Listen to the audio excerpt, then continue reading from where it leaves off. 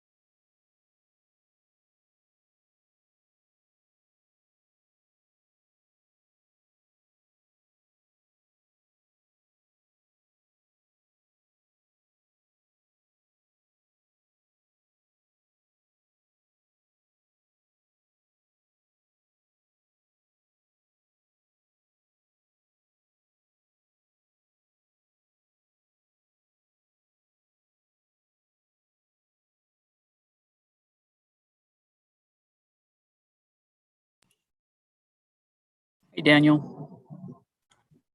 Hey, so when it's my turn, does that thing come up again for me to unmute? Yes, I will allow you, or I'll give you the ability to speak once we get to your report. Okay, all right, perfect. And then that sounds good. Thank you.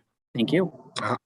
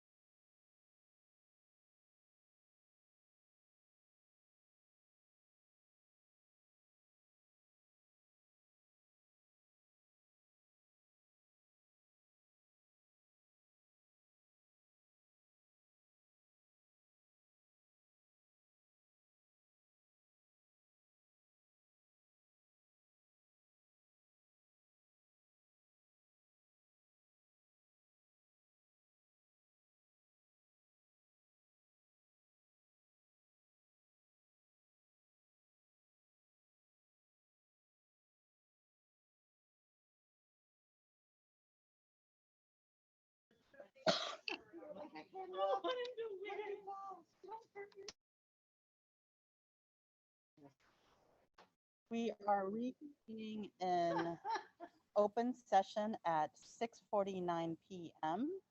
I will open up with the roll call. So I am present. Trustee Pizzotti, I am here.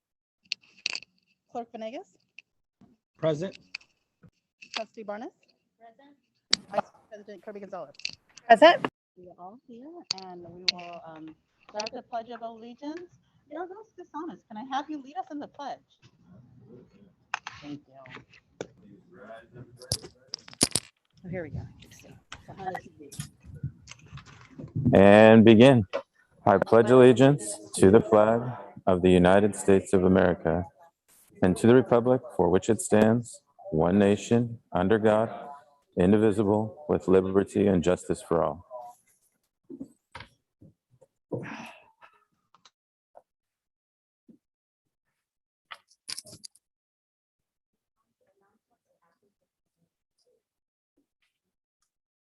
Moving on to announcements of actions taken during closed session.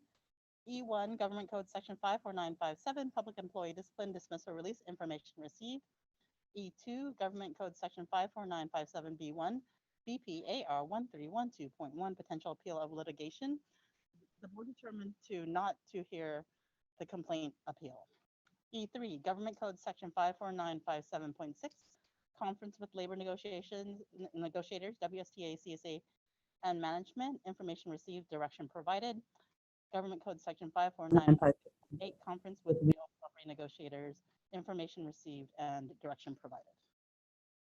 We are going to move on to approval of the agenda. Do I have any amendments to the agenda? Yeah, I'd like Yes, to. I would like to Go ahead, remove Cheryl. items P8 and P6. We're going to have some further discussion and bring that back. Okay, great. Items P6 and P8 pulled from the consent agenda item. Anything else in terms of amendments to the agenda? Yeah, I would like to move Q board comments up to L and put them back with the president and superintendent comments. Excuse me? Sorry, I didn't catch that. I said I would like to move Q and put it to L and merge it back with where it's been with L. Okay. Any objections to moving the board comments back up to the superintendent and after the president's and superintendent comments? Seeing that none, we will move board comments back up. Be prepared to make comments at the beginning. All right. So any other amendments to the agenda? If not, we will adopt the agenda as proposed. Do I have a motion to move as amended? I move. Clerk Venegas moves. Do I get a second? Second.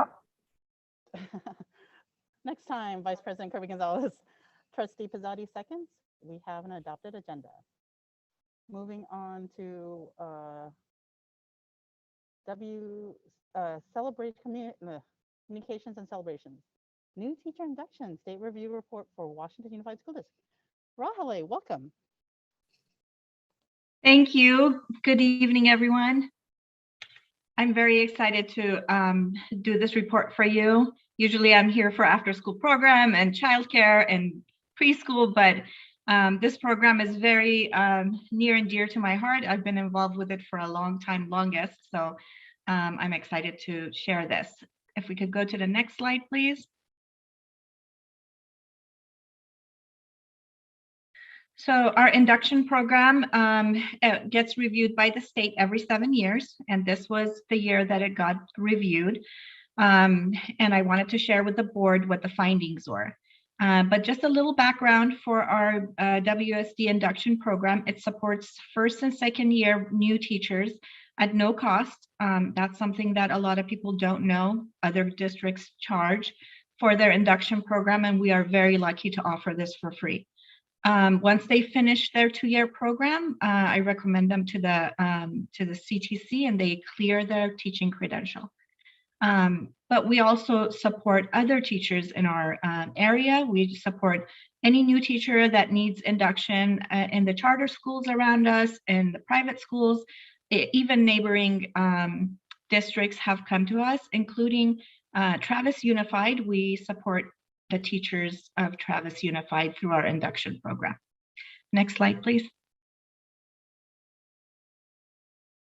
So I just wanted to give you a little background on how many teachers we serve roughly every year. This is since I was in charge of induction.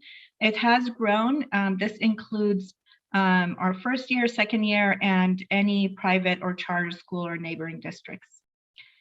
Next slide. I do survey our new teachers regularly just to see how the program is going. This is from last month. It's a detailed survey, but I just put a couple of questions that I asked them. One was about the mentors, if they feel supported. Overwhelmingly, they all felt very supported, and they felt like mentors give them feedback in a timely manner, and it's reflected in the relationship between the teachers and mentors. They're very happy with the program. Next slide, please. This is what one of our teachers told the state auditor when they asked, how does she feel? It was one of our recent completers. And she said, without my mentor, I would not have survived my first 2 years of teaching. Induction helped me be a better teacher. And it was like, this is the best thing to hear, that we made a difference for these new teachers. Next slide. And this is just a quick snapshot of what the process is. The new teacher, along with the mentor, they kind of make a roadmap looking at standards and of what the teacher wants to accomplish and how they're going to hit all the standards. They together look at goals and plan next steps. Mentors get to observe teachers 4 times a year in their classrooms and give them feedback on how things are going and help them refine the process. Next slide, please. So as I said, we were preparing for this for the past 7 years, because it happens every 7 years, so it wasn't a surprise. But because of COVID, they did it virtually, so that was even more stressful. And then, but they interviewed site admin, district admin, and mentors, new teachers, completers that finished a few years ago. And they concluded that there were no concerns, and they recommended that we are accredited for the next 7 years, which is huge. Considering what happened the last 2 years, it was just unbelievable that they had 0 findings. And of course I cried, so that was just normal. Like, it was unbelievable. Next slide, please. So, and this is really short and sweet. I can't get into a lot of details, but I did want to thank our mentors. They are themselves classroom teachers, and they take time out of their schedule to go and support these new teachers. It's not just, they really go above and beyond, nighttime, morning, weekend. And during the site review, they were amazing. And during the last 2 years with COVID, to think that our new teachers, the first years, they didn't even get to be in a classroom for that whole first year of COVID. And our mentors had to support them and teach them while they're learning how to do this themselves. So it just tells you that how much they had in their toolbox and how much they were able to help these new teachers. So I am humbled and grateful for every single mentor that we have. I also want to thank our site admin. They always have my back. I am very grateful to them too. They were on the interview panels, and their feedback was very, very helpful. And last but not least, I did want to thank our district admin. I work very closely with HR specifically with Maria, and that was highlighted in our review, the relationship between HR and induction. And also payroll, I have to talk with them all the time. And of course, Stan and Dr. Hildreth, I am very grateful for their support. And that's it. You're getting lots of cheers here. Thank you, Rahale. Thank you. Yeah, no, one of the best parts of being elected is when I first came and just watching the induction program. And I've missed the last couple of years with COVID, actually seeing the teachers as they've gone through the program. So I'm just so proud of you and proud of this district for that work. So thank you. I don't know if any other board, we know to your point, this is not the only thing you do, Rahale. You do all the things. So I don't know if others want to. Thank you. Acknowledgement of just you do everything well. Appreciate you. Thank you. President Wong, I'll just also echo those comments and the impact that you make on our profession and our kids. This is so critical and important especially for the early years of teachers coming in. And so we know that this is directly related to what our kids are feeling in the classroom as well. And supported teachers stay in the profession and they do well. So thank you for everything that you do on behalf of all of our children. Thank you. Yeah, I'll make it simple. The power of relationships, and it's a living example of it, right? So thank you for sharing that, and to the community. That trickles down to our students, right? They see adults working together, being vulnerable, having those relationships, seeing what the work a mentor can do. So thank you for that work. It truly means a lot. Thank you. Can you hear me? Oh, okay. Rahale, thank you. Yeah, for everything you have done. You've gone above and beyond in so many ways in the past 2 years. And it, not being able to hug you in person in the beginning of last year was difficult for me. And I really do appreciate everything that you've done. I'm glad that we're all recognizing you because you work so hard and bring so many people together and help our families so much and our teachers and staff. And you're so supportive. It's amazing. Thank you. Thank you. Yeah, thank you again, Rahale. That comment that one of the new teachers made about I wouldn't have survived is kind of, that's, that speaks to the work that you've done as well as our mentors, right? So we have great teachers in this district and we have great mentors. So that is amazing. And to see the increase in the growth over the years, statistics don't lie like that, right? So it's just showing that the program is working and you've done a terrific job. Thank you. All right, with that, we are going to move on to the school report. Is Elkhorn Village Elementary Principal Sal Garcia. Welcome to the virtual screen. Good evening, Board President Wong and Board of Trustees. It is great to see everybody, Superintendent Hildreth, Cabinet, and guests joining us on YouTube this evening. It is great to be here. And before I begin our presentation, I too would like to thank Rahale for all the fine work that she does. Having a number of new teachers on site, we see the benefits and the power of that mentorship and the way the team comes together for the betterment of our new teachers and ensuring that they are successful. So from a site admin perspective, we thank you very, very much as well. And we are proud to be a part of that team as well. So once again, thank you for having us. It is my pleasure to be with you this evening to just tell you a little bit about Elkhorn Village. With us this evening is our fantastic new assistant principal, Mrs. Christina Hernandez, and she'll be sharing some information with us here shortly as well. It is always great. I miss being in person. I miss being able to showcase all the fine work that is going on at Elkhorn Village by the staff, the kids, and the school community at large as well. But we'll do it virtually, and we'll share a few things kind of going on here at the school. So next slide, please. we'll start off by our school vision and mission statement as well. Again, here, Elkhorn students will be college and career ready through the development of leadership, integrity, and 21st century skills. This is something that is very, very critical.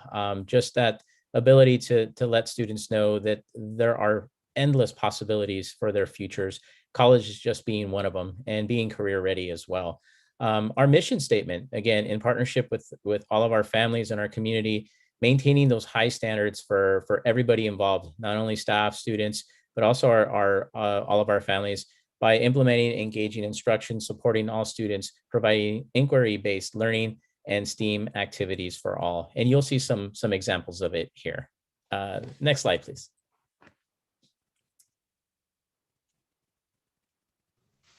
Good evening. So we're going to look at our LCAP Goal 1, 21st Century Skills. We really want students to leave Elkhorn going into the high school knowing that we've left them with something that will take them to help them to be college and career ready when they get into the high school and continue to graduate. We really want to look for opportunities for our students to be able to solve problems, do some of that critical thinking, especially with the world we're in right now. You always got to be on your feet, right, and really think critically. We want them to have the skills and literacy. They need to be able to communicate, be able to collaborate, and become good citizens. So we want to start that early. We'll show you a few examples in the next slides. To help with this, we have programs at Elkhorn. We have our AVID program. We have elementary AVID, and we have our 6A AVID. We are a highly certificated site. I just want to show you some examples of some of the work that we're doing here at Elkhorn. You'll see in the video clip that's attached right now, we have one of our 7th grade classes are doing some work with looking into careers for their future and doing the research behind it and seeing where they need to go now. So if we can play that quick video clip.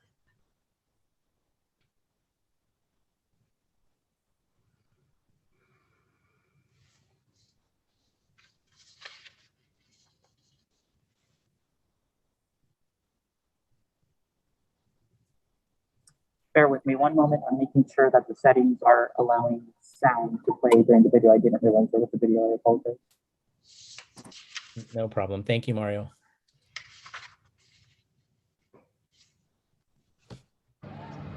Hi, my name is Maribel Barra. When I grew up, I wanted to be a pastry chef. And I will now share with you what I learned about this career. In this job, you make different types of goods like cinnamon rolls, pies, custards, and cupcakes. The average salary for this job is $58,128, but nationally. But in California, it's $24,000. That's a whole difference of $38,128. I think that's a decent salary.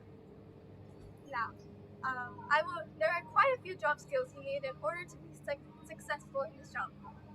But I will only be sharing 3 with you. 3 are organization, attention to detail, and planning and administration. I am very good at attention to detail. However, I need to work on organization because if things are messy, then it doesn't bother me, and I can work with it. Now I will tell you why I want to become a pastry chef. I want to become one because I have a passion for baking sweet goods, and putting a smile on people's faces with my food, with my treats like these.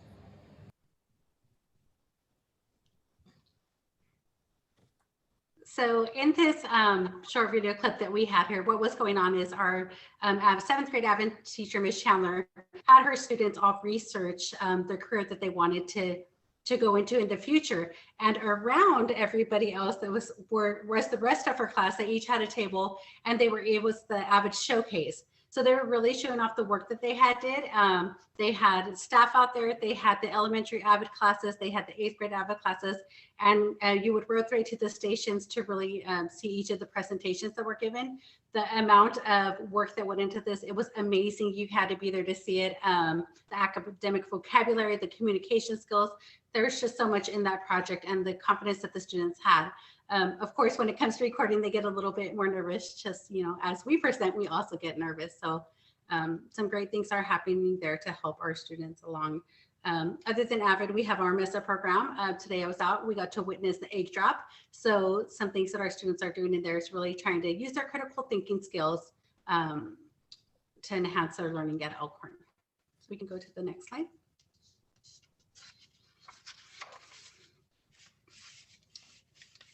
Just like most of the sites, we have our one-on-one Chromebooks in all the classes. Students are able to take their Chromebooks home, bring them back to really utilize the programs that we have outside of the classroom for them to focus, to do their reading on, to get extra practice with whatever the skills they need to, and to work on projects, doing some of the project-based learnings at home as well.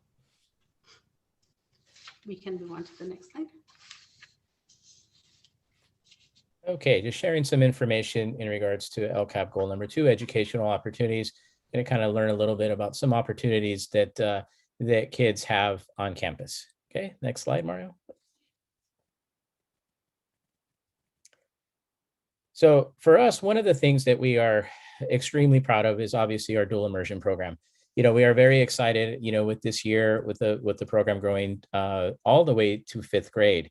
And we are currently in the planning stages for 2022, 2023 to expand into our middle school. We've had the opportunity to partner up with a few other local schools in the area as well to kind of learn and, just kind of model some of the program. So our team has been incredible in terms of forming, a basic plan already and making sure that obviously the staffing is in place and just the program continues.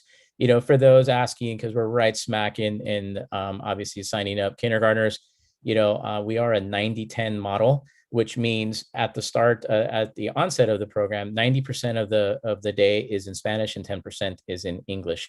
And every year incrementally it grows. Again, we have students from not only other schools within WUSD, but also outside of the district from the local surrounding areas. As I mentioned earlier, we've got a partnership going with several DI schools outside of the area, namely Robla. We've done some work with Beamer and also schools with in the San Juan Unified School District. And one of the things that we've extremely proud of as well is just the professional development with organizations such as CABE. We've sent some of our teachers over to national conferences such as La Cosecha in New Mexico as well. And this is something that we're looking forward to continuing to keep enhancing the overall effectiveness, teacher effectiveness, if you will.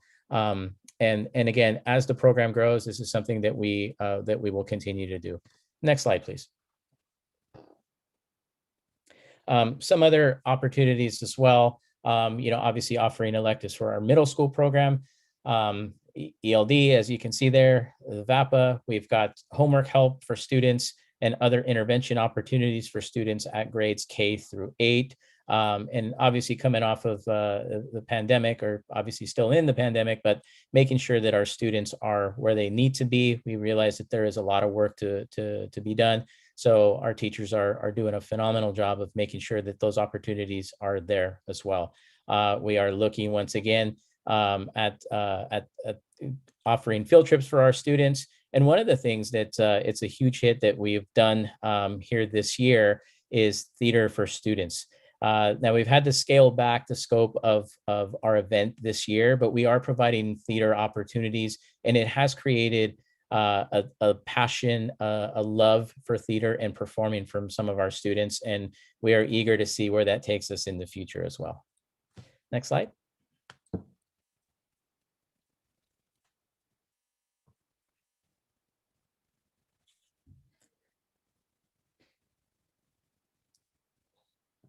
Oh, okay, sorry. Obviously, here are some of the programs that we continue to offer for our students as well: FEV tutoring, Dreambox, Raz Kids, a lot of these, and taking advantage and making sure kids continue to have those opportunities to, again, to improve their educational experience at the school. Next slide.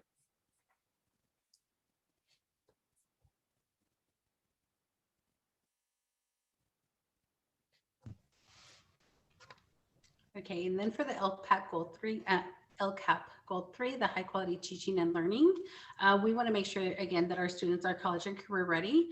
We definitely need to provide some professional development for our teachers also to help make that happen. So we want to make sure that we have strong collaboration, support, and mentorship for our educators in order for them to be able to help with making our students successful in this changing world in our community. So we are having things, we're really looking for a positive school environment. We are looking for opportunities to provide professional development for our teachers. As Mr. Garcia mentioned, you know, we will, with our DI program, we will be going into the 6th through 8th grade. So it's essential that we start looking now and trying to get the more training for our middle school teachers and supporting our dual immersion students along with the other students, really giving them the opportunity to have more, to add more tools to their toolbox. You know, the more they have, the more they are open to, allowed to have our students participate in more hand-on experiences. As you can see in the pictures here, we have some students presenting about their body parts. So building those skills, and then another one who wants to do some designing. So really preparing our staff to support their students. You can go on to the next slide.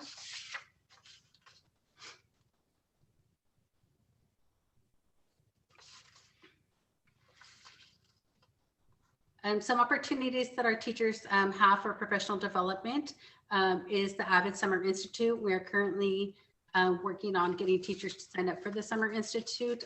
There will be the virtual and then the in-person one as well. So during the summer, we do encourage our teachers, if they're able to participate in any of the ELD trainings or any of the professional development offered throughout the summer. And they also can bring to the table opportunities for professional development as well, so that we can look at.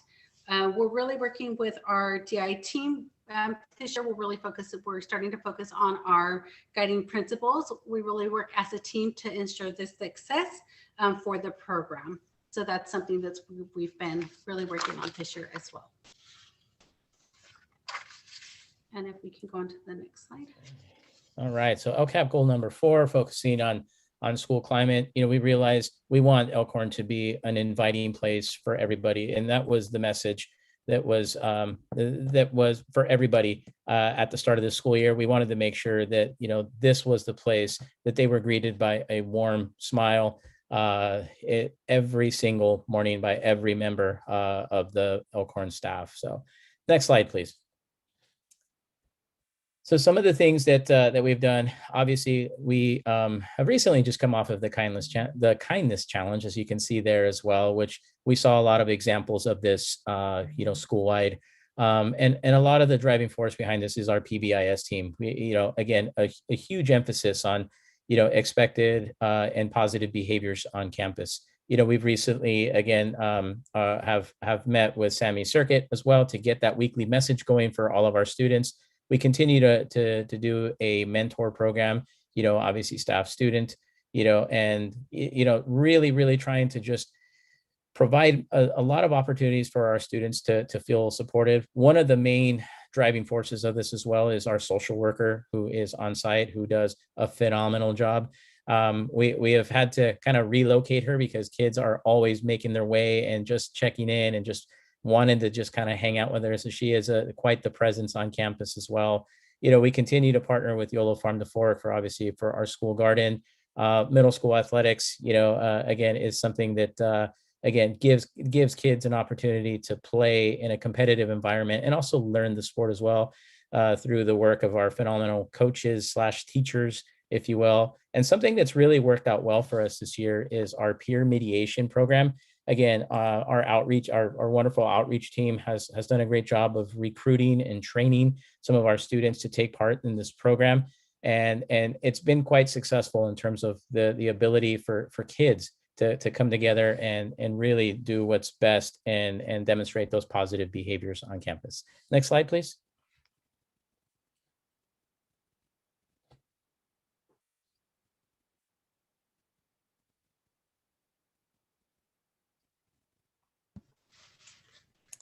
Okay, so community engagement is very, very important. And this is something that me personally, I think it's so important that we are a team. It's a team of teachers, of administrators, of district personnel, and definitely of our community. It's so important for them to play a voice at our school and to hear back and to be really invest in our school. So some things that we have been working on recently is that we've had a lot of, we have a really good communications with our Parent Booster Club. They recently have been over Christmas, December, they were able to organize some an event where we had a musician. So it was the first time we were able to do something with all of our students by grade level together. So you'll see on the next slide, I'm sorry, I'm ahead of myself. You'll see that it was the first time that kids were really able to participate in an event since the pandemic, and just to see the joy on their faces. And due to our community involvement, we were able to make this happen. And it was just such a really good experience. And I know some of you were there. It was just really, really great. We have our coffee with the principals. We both try to be present at those. Both myself and Mr. Garcia both be there to hear any concerns, any compliments from our community, and really get their opinion on things. We are in the process of having some family literacy nights coming together. And then we do offer still some adult education on campus. Recently, we've worked with our outreach specialists, and they've been doing some mental health workshops for our parents. And on site, we've had our social worker also support our students by having Victor Services come out and do some classes with our students. So they've been very impactful, and we've heard nothing but positive feedback. So just really, really working together as a team to meet the needs of our students. Yes, thank you, Christina. Next slide, Mario, please.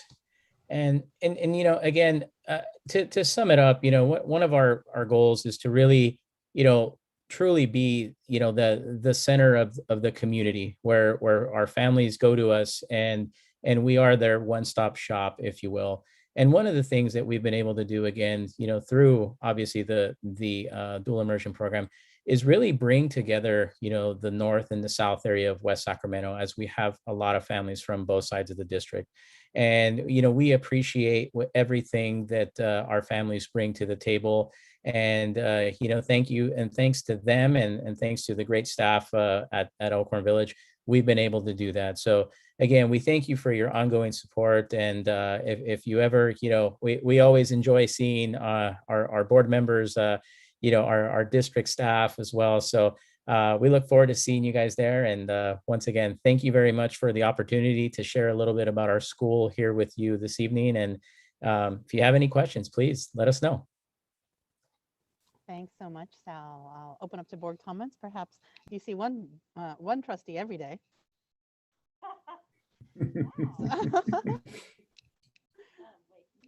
No, I can't hear you. No.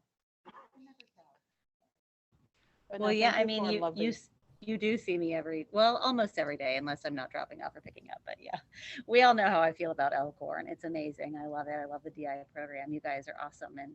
And it is true that bridging the north and south has been something that's been amazing for me as a new person, a new parent with young children, and then as a new community member 5 years ago.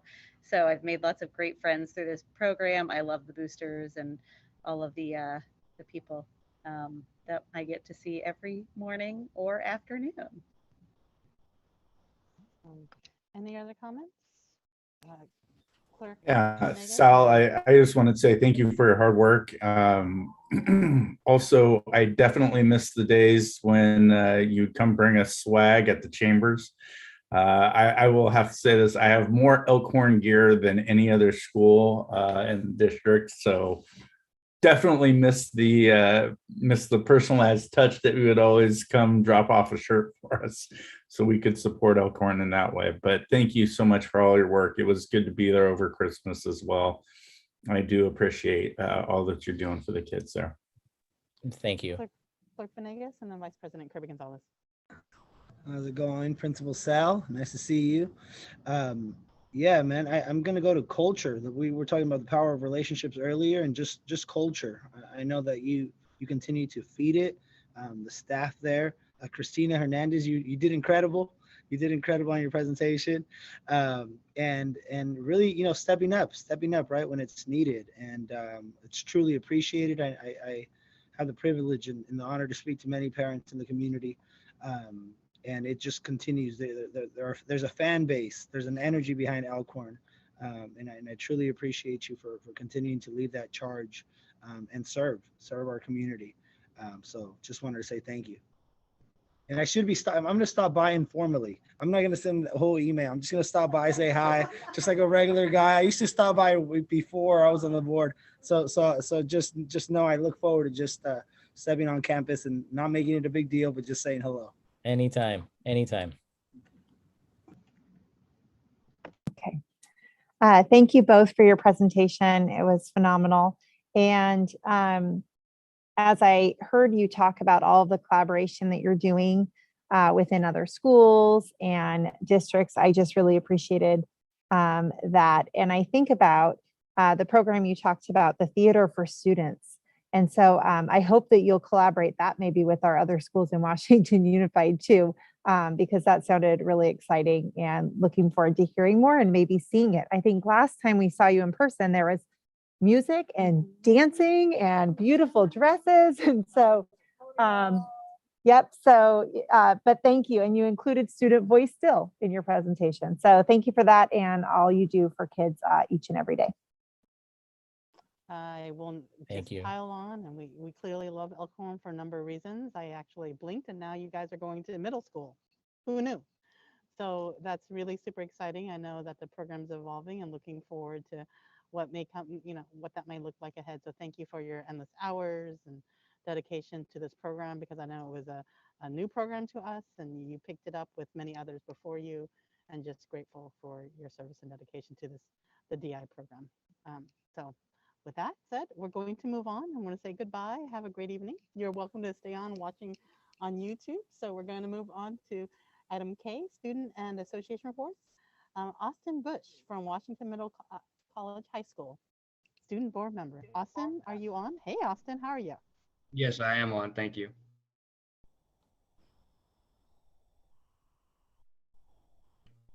So hi, my name's Austin Bush Estrada, and I'm presenting the, I'll wait 1 second for it to get on. My name's Austin Bush Estrada, and I'm presenting the Student Board Report for February 10th, 2022. For Bridgeway Island Elementary, cafeteria manager Miss Yvonne keeps students fueled for learning. The National Junior Honor Society is providing after-school tutoring this spring, and 5th graders have volunteered at the student store. Librarian Miss Misty and West Sac Home Run have partnered for a career section in the library. For Elkhorn Village, Avid 7 students engaged in a career exploration day where they researched and presented to other students and staff.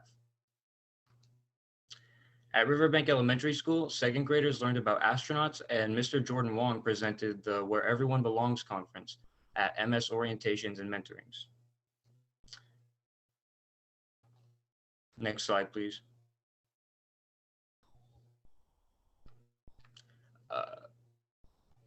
Next slide, please.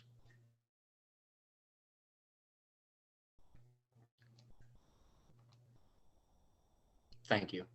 At Stonegate Elementary, they're celebrating Black History Month, as well as participating in buddy reading, math group collaborations, and ELA nonfiction text reading programs. Next slide, please.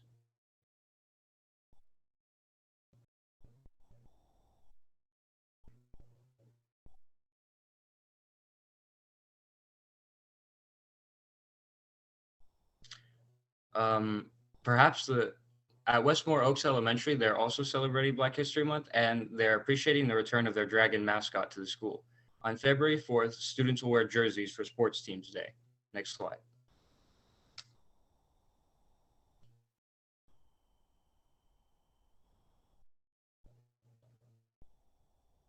At Westfield Elementary, The students from the robotics class have been programming robotics hands in Mrs. Burkholder's class, and PBIS has organized extra recess for students that achieve the goals of being safe, respectful, and responsible. They're also organizing mental health workshops for parents from Tuesdays 8:45 to 10 a.m. in partnership with Communicare Services. Next slide.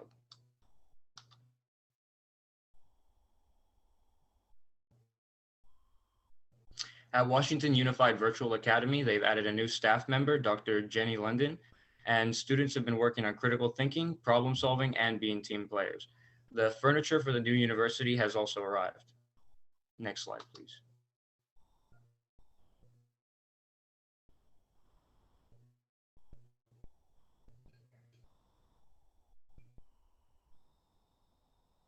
At Opportunity Academy, students are showing progress in classes and activities, and they are expressing interest in the self-awareness and recovery program. The school thanks Mrs. Navarez and Ms. Garcia for bringing that program to the school. Next slide, please.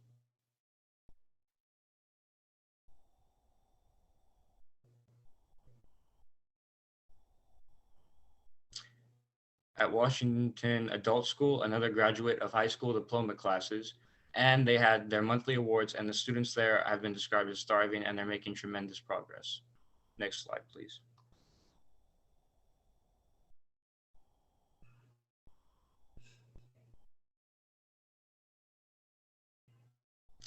At YOLO High School, the basketball season is underway and the team is doing great in its games. The YOLO community came up with new learning outcomes with the acronym VIBE: visionary, inspired, bold, and engaged. There's also a new Vibe Center in the rec room according to these new educational goals, with an Xbox, a pool table, an air hockey table, and more. Next slide, please.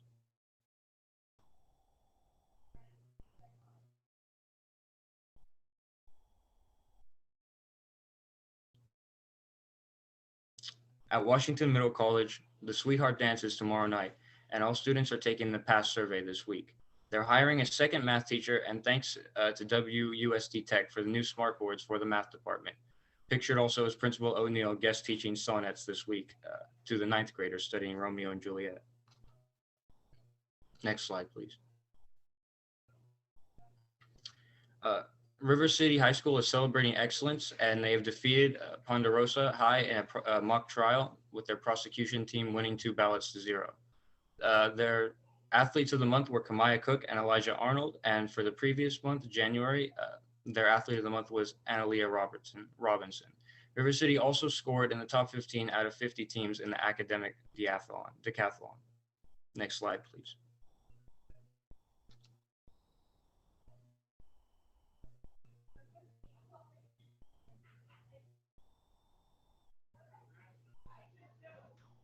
Thank you so much, Austin.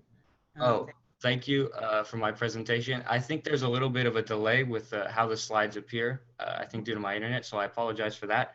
But thank you for the opportunity to present, and I hope it was.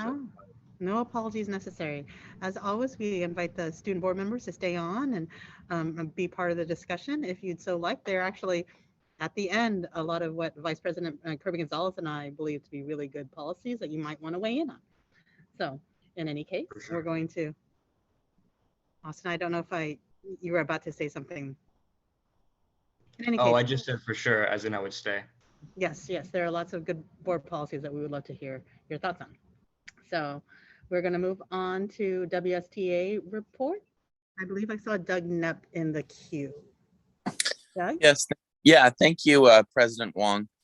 Good evening, President Wong, Vice President Kirby Gonzalez, and trustees. Good evening, Cabinet and Superintendent Hildreth.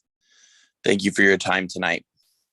Let me start off by reminding the Board of Trustees and the Cabinet that WSTA is the sole representative for certificated staff in regards to collective bargaining. We understand and embrace our responsibility and take it very seriously. There have been a few instances recently in which WUSD has elected to assert significant policy changes without consultation or dialogue with WSTA. In our view, each of these events represented significant impacts on members, and our bargaining team has been forced to scramble after the fact. I think we can all acknowledge that capacity is limited all around, and that we need to make the greatest possible effort to communicate clearly and effectively. It is disappointing that WSTA is forced to respond to these significant impacts after the fact, as opposed to being consulted and briefed prior to implementation. In many instances, communication between WUSD and WSTA has improved. Dialogue between myself and Superintendent Hildreth, HR, Ed Services, and the Board of Trustees has been steadily increasing. I hold myself responsible for some failings in this area prior to this year. We must continue to work on our communication with one another. This means unilaterally policy changes in the absence of any real attempt at consultation with bargaining partners must cease. We recognize WUSD's authority to make and set policy. We ask WUSD to recognize our rights to bargain the impacts of policy, and further recognize that doing so after the fact limits dialogue and hampers the spirit of trust and cooperation. It is essential that we address this concern quickly. As everyone is aware, COVID conditions and mandates are rapidly changing. Yesterday, Yolo County announced their decision to drop indoor masking mandates on February 15th. This decision will not instantly apply to public education.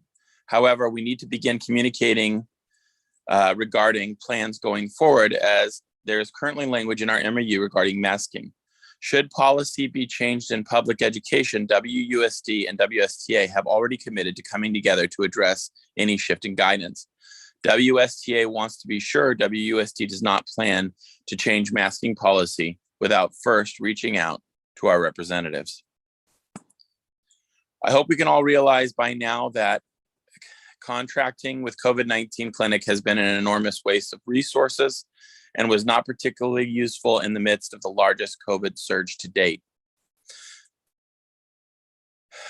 Perhaps this can be a cautionary tale for future decision-making. Based on the information that is publicly available regarding COVID clinic, it seems that WSD had the opportunity to see red flags prior to contracting with them. I hope we can see fit to cut ties with COVID clinic in favor of a more effective option. Finally, WSTA leadership would like to acknowledge a productive start to our successor negotiations with WUSD. Each respective bargaining team has been working in earnest on articles adopted for successor bargaining. So far, this work has been positive and productive, and WSTA is pleased that the parties were able to reach tentative agreement on Article 12 safety. We are encouraged by the spirit of negotiations thus far and are hopeful that successor talks can continue to be collaborative and fruitful. Thank you to members of the WUSD and WSTA bargaining teams for their diligence and critical work. And with that, thank you and good evening to the board. Thank you, President Nip. And now I want to invite up, I believe I saw Daniel Gandara on the attendee list. So invite him to speak for the CSE report. Good evening. Good evening. Superintendent Hildreth, President Wong, Board of Trustees. I'd like to share with you a couple concerns this evening. Just to start, thank you for pulling item P8, and CSEA has the right to negotiate the decisions and effects of subcontracting out and should come to an agreement with the district before this is moved forward. This should also set a precedent when the district is thinking of subcontracting out classified services. They must provide us written notice of the desire and negotiate with CSEA before taking any action. I would like to comment on a couple emails that have came out. I know the district has sent out some communications looking for substitutes and paraeducators. I will speak on the paraeducator part.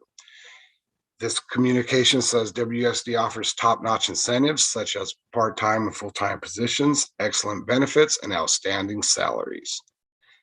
Now, again, I can only speak for paraeducator part of that statement. But I ask you this, school board, because I know this has come up before in board meetings by trustees, but that we should look into our salaries. Let's look into the benefits part of the statement. As a 6-hour paraeducator, benefit cap insurance is $840, where the medical rates are $1,028 for Kaiser and $889 for Western Health. And if you have a child or other dependent, it's going to be $2,056 or $1,779 for medical insurance. I ask you, is this really excellent benefits? The starting rate of pay is $17.68. So again, is this a livable wage? Maybe the reason why we have such an immediate need for paraeducators is we should start with an easy fix as a district. As I said before, invest in all of our colleagues who are working directly with our certificated teachers and providing the best educational environment and safety for our students. Also tonight, another communication that went out recently is for bus drivers. As we know, transportation is always a difficult classification to hire. But in that communication, it says that there's $1,000 signing bonus. Well, in October of 2021, we passed, signed, and agreed on a signing incentive for $1,500. So this communication should be edited. Along with that, I will be asking the district, HR essentially, to provide for starting August 2nd till June 30th, the positions of school crossing guards, special ed bus attendants, paraeducators, transportation technicians, van drivers, youth outreach specialists, school bus drivers, benefit accrual analysts, and payroll technicians all fall under that $1,500 stipend. So I want to make sure my members are getting that stipend. And recently, we've had 2 youth outreach specialists who have resigned. It has been said that the district will be filling the 2 vacant positions. In the meantime, we are publicly requesting that the 2 youth outreach specialists that were hired on last year's grant be moved to permanent. This will help to ensure that our grant-funded employees remain here and the district retains our classified staff. This is critical to the well-being of our students, and it is our belief that HR move this transfer process along soon, as these employees who are already working for WUSD have built relationships with our sites and our students. So I would ask for that too. And the last thing I will say also is I want to thank Superintendent Hildreth. We really don't have a name for it, but we essentially had a classified group setting with Superintendent Hildreth, and we were able to bring concerns, 7 classified members, including myself, and just let Superintendent know what's going on from the climate of classified. So I would like to thank her for that, and I'm looking forward to having that on a monthly basis. With that, you guys have a good evening, and thank you. Thank you, President Gandara. We are going to move now to Board President and Superintendent comments. But before we do that, I'd like to provide a land acknowledgement for the land in which we're meeting today, if folks are okay with that. So Washington Unified School District acknowledges that Indigenous peoples and nations, including the Patwin, Nisenan, Miwok, and Wuntun peoples, have stewarded through generations the lands and waterways of what we now know as West Sacramento. We honor and respect the enduring relationship that exists between the peoples and nations and this land. Thank you so much for indulging me a little bit with the land acknowledgement. So with that, I call upon our ancestors to bring fruitful conversations in our meeting tonight. So it's been a really interesting week with new guidance, and I trust that the superintendent and others we hear our partners at the table very loud and clear, and I know that there will be discussions ahead of us, and so I'm looking forward to the result of said discussions. Again, we have ever-changing guidance and challenges, and we really appreciate the public being patient with us and giving us the level of grace. Also extremely grateful for everyone's due diligence in mitigating COVID-19, even amidst the surge. So really grateful for that, working together to move towards a very lowering caseloads. So with that said, I will actually I will ask that my board colleagues who are on the city 2x2 and the policy subcommittee would provide the updates of those meetings and hand this over to Superintendent Hildreth, because I know that there's a lot of information and good things that are happening. I also want to end with the fact that I know we feel from the presentations tonight that teaching and learning is happening with our students, and just grateful that we have the eye on, our eyes on our students and their growth within that kind of equitable application of everything that we do, and just grateful for that. Even in the midst of all these discussions of COVID mitigation, that when I see the kids on campus, when I see the parents, when I see these presentations, teaching and learning is absolutely happening, and grateful for that. So, Superintendent Hildreth, back to you. Thank you, President Wong. I want to begin my comments by extending my gratitude to all our employees in CSEA, WSTA, our administrators, our district office staff, and all of our families. It's been so good for me to really begin to have dialogue with our community. So I had the opportunity to meet with our PTO leaders last week. We had parents who have been joining our strategic plan meetings. As Daniel mentioned, I was able to meet with the site reps for our classified staff. Doug Knepp and I are planning to do the same thing for WSTA, and it's really giving me the opportunity to learn more and just see what joy there is in being a part of WSD. I'll be meeting with my student group. The Superintendent's Advisory Council will be meeting next month. We had been scheduled to meet this month, but we decided to wait until March, when we could see if things were going to have a little bit more flexibility. And so looking forward to that. So, but I would be remiss if I did not take a moment to shout out each and every one of our WUSD students. As I visited schools this week, I was reminded once more that our students are resilient and continue to achieve amazing things despite the challenges they have faced over the last 2 years. We have all seen the recent data from the state and county that shows that the Omicron wave is receding. We know, for example, in Yolo County on January 9th, our positive case rate was about 242 cases per 100,000 people. As of today, we're at 70 positive cases in Yolo County per 100,000. And in meeting with Dr. Sisson earlier this afternoon, she mentioned that we're really decreasing about 10 cases per day. So just a thank you that our preventative measures as a community are always improving and continue to be effective, especially when we're using them in conjunction with vaccines. Our attendance throughout WUSD continues to trend upward.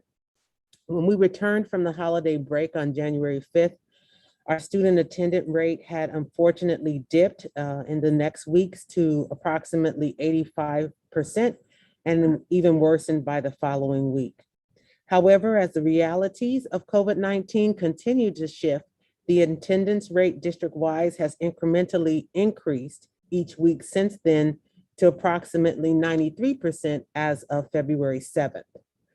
Our staff attendance had also peaked in the first few weeks of January, and it is also on the decline.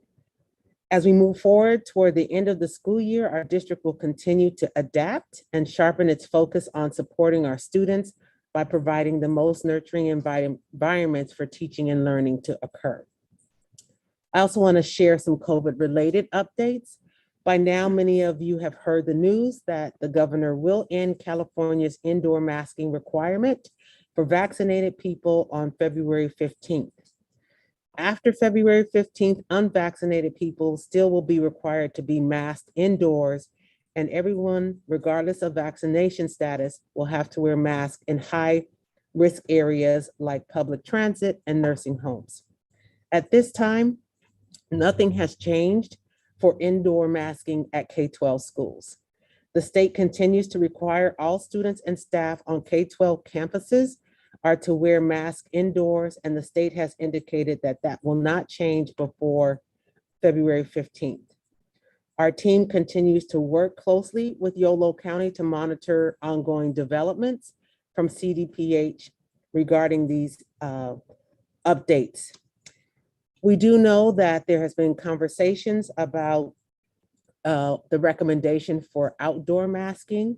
So the Board of Trustees will be discussing the possibility of lifting the WUSD outdoor masking requirement during a special board meeting on February 15th.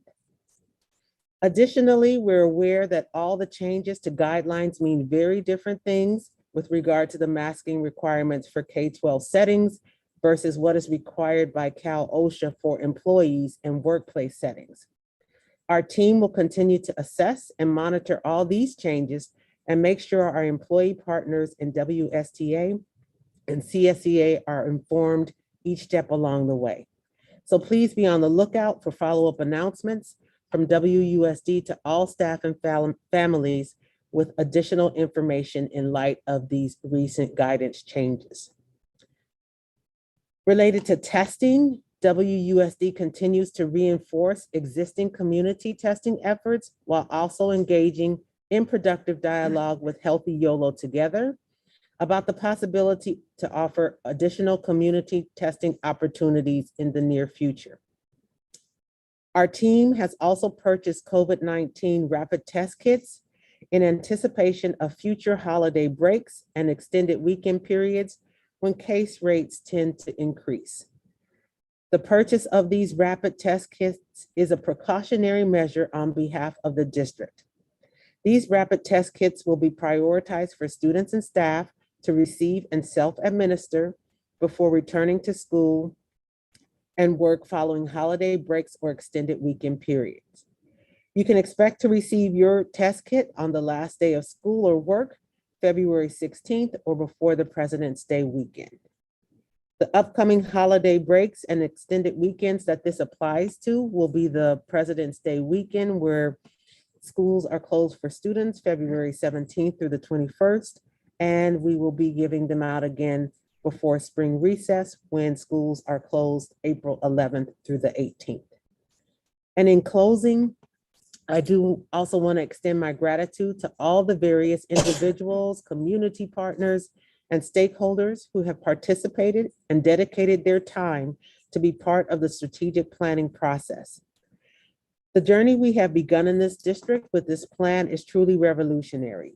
Each conversation brings us one step closer to realizing our true potential to build an equity-focused learning environment for our students to learn and thrive. Throughout this process, we have had the opportunity to review very honest and eye-opening feedback from our students, which was collected through district-wide surveys earlier this year. This feedback continues to be the catalyst for crucial conversations in each of our sessions to examine the data and use it as a meaningful way to highlight what adult actions and what organizational systems need change. Our next strategic planning community forum is scheduled for February 22nd from 6 to 7:30 p.m. via Zoom, and this session will be presented entirely in Spanish. However, it is open for everyone in the community to attend. More information can be found on the district website under strategic plan. Finally, we know this is the time of year that involves many of us tuning in to watch the Super Bowl and enjoy some quality time with friends and family. However you wish to enjoy the weekend, we would like to kindly encourage everyone in the community to do so while continuing to take all the necessary precautions to be safe and protect yourself and those around you as you root for the Rams. Thank you. Wow. Wow. So There was a Super Bowl this weekend? Right. Or is there the Olympics happening or something? Could Go be Chloe Kim. some, athletic events that people are interested in. Chloe Kim, snowboarding championship. There was a request from our board comments up. I'm going to start with Trustee Barnes.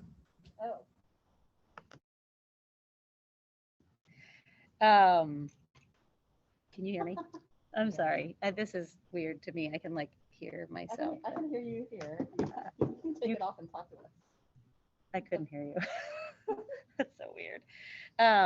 Okay, well, I just wanted to, it's good to be back. I missed the last meeting. I felt a little out of touch, so I'm glad to be back and back in the community, back at home, and back here.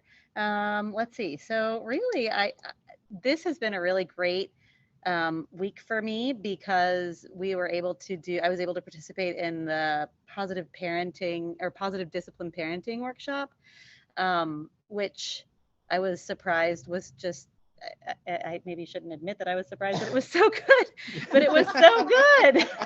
And I was really pleased with the participants in the community, and just, it really brought me to tears to see all of the parents that want to do better. And then also, this is a service that our district is offering to us for free, which I thought was really incredible and thoughtful. So I was really thankful for that. And I do encourage anyone in the community or anybody listening, teachers, community members, anyone, these have really useful tools that you can implement immediately if you are interested in something like this. So that's really awesome. And I really look forward to what other mental health services and supportive community services we have moving forward. Other than that, I don't have a lot to say. I appreciate that I'm sorry. Oh, the city 2x2.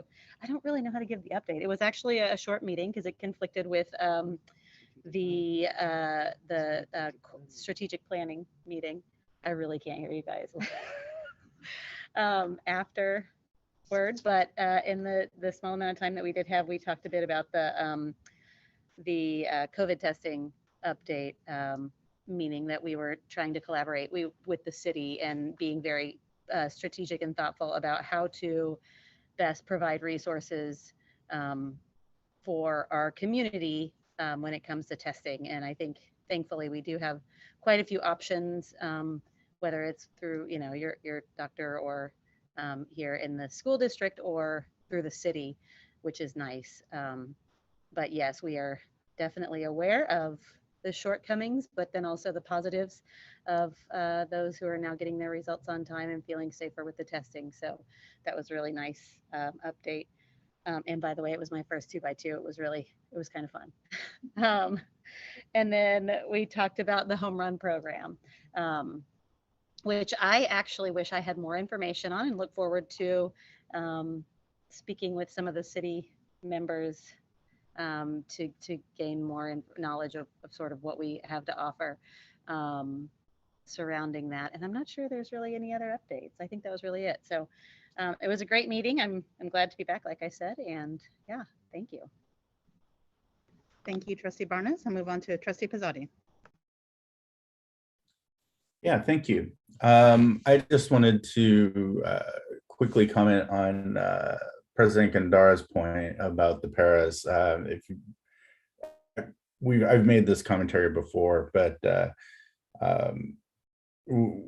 if we look at tonight's agenda, there's on the consent agenda, there's an item where you can see that we're losing 4 educators that are of the 2 and 3 variety, and we're only hiring in a educator 1. So, and we're only hiring one of those people. So that tells me that, there's something to Daniel's point, with either the salary's not enough, or the benefits is lacking or something, because we're not able to recruit and certainly not able to retain those paras. There's the market is highly competitive right now. And so I would say that there is some legitimacy to what he is saying with that. I would also like to say that I did participate in the core planning team's strategic plan session on February 3rd. That was a great session. I was really, it was really fun to actually do some wordsmithing on how we're going to look at our strategic plan and what we're really all about, and then getting feedback on what others are thinking and hearing how they perceive things as well, because it's not just one trustee making one comment. It's the community as a whole making comments to try and develop a plan that works for everyone and is benefiting all of our students. So I was really impressed by that. So I just wanted to say thank you for including me in that. That was it was a great opportunity, and I really do appreciate it. I may have mentioned this before, but I did have the opportunity to attend both the English and Spanish redistricting forums, and I think that'll be reflected tonight. There was an additional change made to the map, so we've got another scenario on the map. We've gone from 2 to now 3, so that was good, and we got some good feedback from the community on that one as well. Also, thank you, Dr. Hildreth, for bringing up the changing guidance and recommendations for the outdoor masking, and I think that's good. I do remember reading an article today that Dr. Sison said that if 50% or more of the students are vaccinated, then we would have no problem, or she has no problem recommending that the outdoor masking be lifted. And I think if nothing else, that is a great incentive, or it's a great catalyst for more people to get vaccinated, for more kids to go get vaccinated. It's certainly if we're lagging behind, we should be certainly encouraging everyone, as well as kids 5 and up, to go get vaccinated.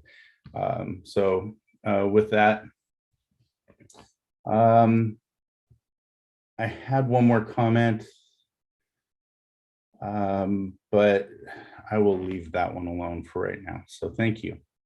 Okay, Clerk Venegas.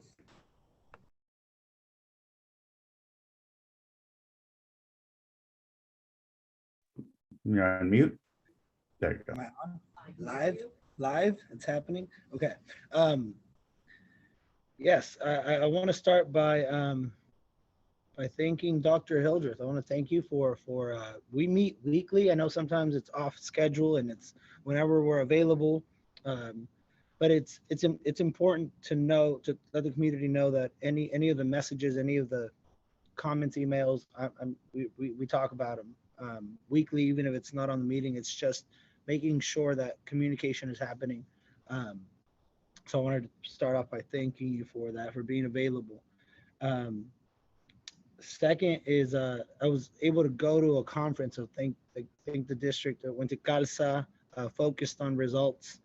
Beautiful name. It fits. But definitely, went out there and learned a whole lot, and definitely connected with resources that are already partnered with Washington Unified, which is exciting. Elevation with EL, D students, and just the work that we're doing around EL, and just finding ways to continue to increase the support. So that was extremely rewarding, and we'll be having conversations about resources that are in our area, because many times we have them. It's just about building that relationship, building that bridge. I was also excited and it was a reinforcement to hear just solutions that other school districts are looking at, because we call it the state of emergency, right, in education, low staffing.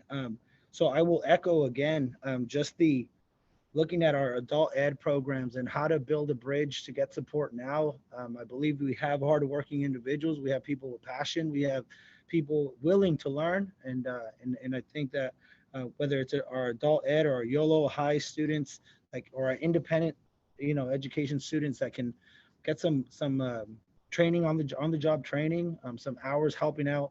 We heard the power of mentorship. We heard the power of relationships. And if we're, in that state of emergency, I think looking at our own people, I think West Sac, we have incredible individuals here that can really step in and go through the process. So definitely looking forward to having that conversation and looking at how we can, amp that up, but also build those bridges, whatever needs to happen to make that, to see that. And then just the last thing with President Daniel Gandara, just again, investing in a paraeducators.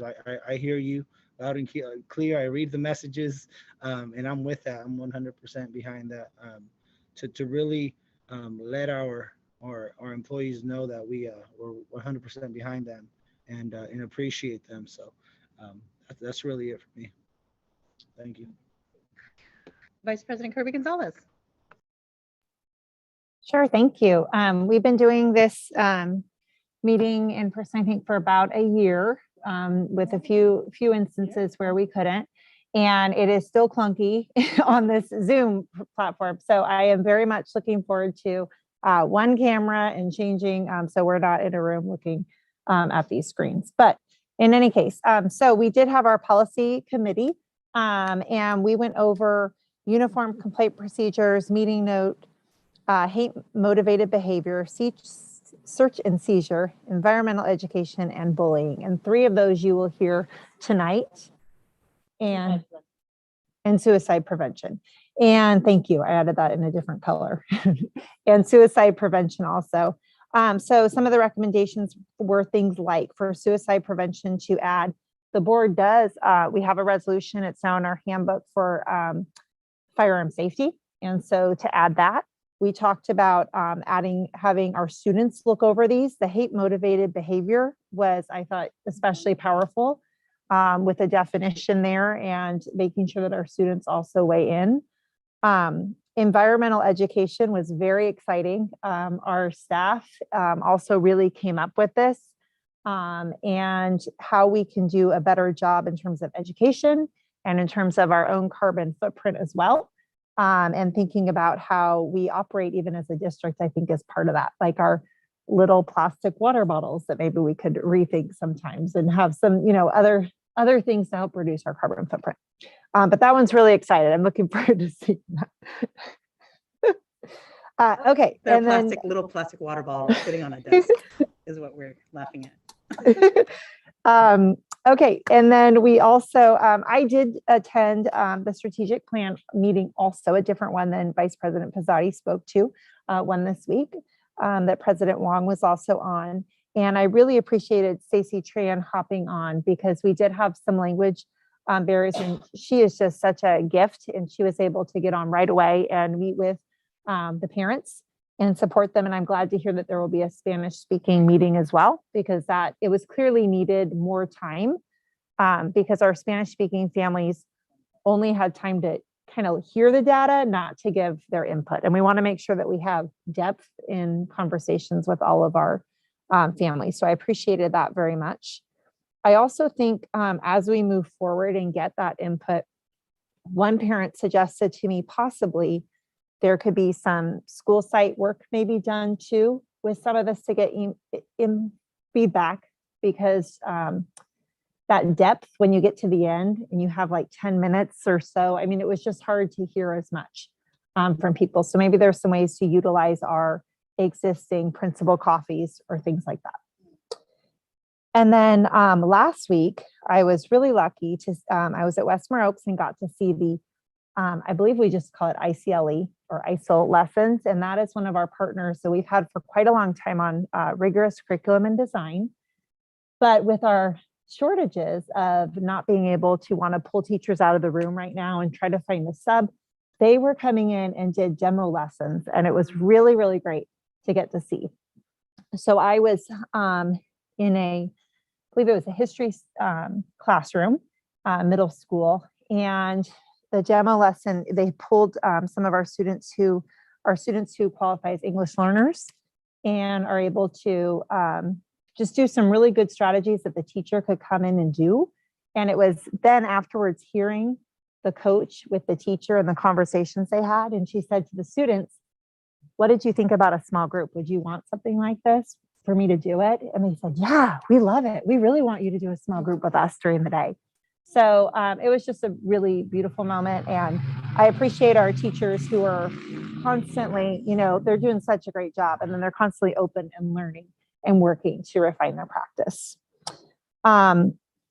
So all of that was, just fantastic. And then I'll end with something that surprised me a little bit. And that was not in our district, but I was talking with a classified employee who is a paraeducator who I just love dearly, who helps make a school run.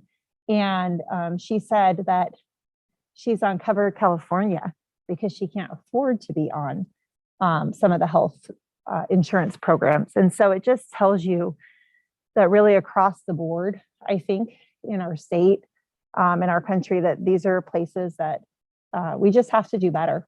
We're education, we're trying to help our students go on and have good jobs where they can give back and do well. And we want to model that, of course, in our district. So thank you very much. Thank you, Vice President Kirby Gonzalez. I am going to move on to item M, public comments. But before I do that, I am going to read the disclaimer. So members of the public may address the board on the topics of our board agenda in addition to topics that are under the jurisdiction of the board and are not on the agenda. Although the board by law may not take action at this meeting, under board policy, the board may limit the total time for public input on any topic to 20 minutes. Unless it chooses to waive the item limit for a particular item, individual speakers may be provided up to 3 minutes to comment on any topic unless amended. Public comments consisting of individual charges, complaints, or derogatory remarks about any district employee are requested to be submitted in writing to the administration in accordance with the district's complaint procedure. As such, the board reminds that the public that the district has existing board policy that allows the public to lodge a complaint against a district employee. This policy provides a comprehensive procedure for reviewing and responding to public complaints. This process provides a more thorough opportunity to be heard than is allowed under the open meeting law that governs this meeting. The board respects the rights of members of the public to speak regarding matters on this agenda and other matters within the jurisdiction.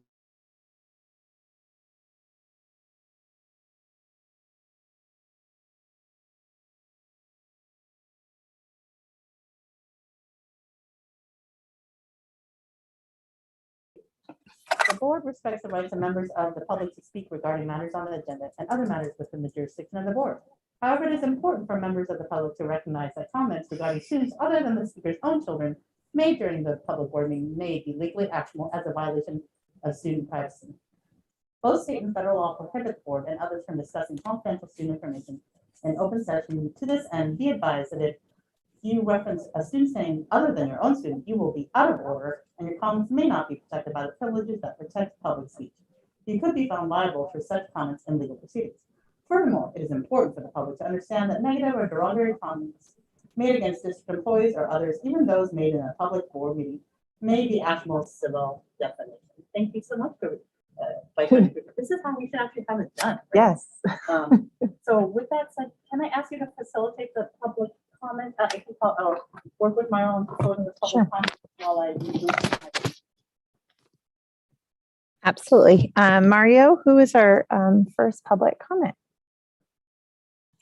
Yes, our first public comment is named Katrina Arundel. I apologize if I said your name wrong, Katrina. I'm going to give you the ability to speak, and you may unmute yourself and begin.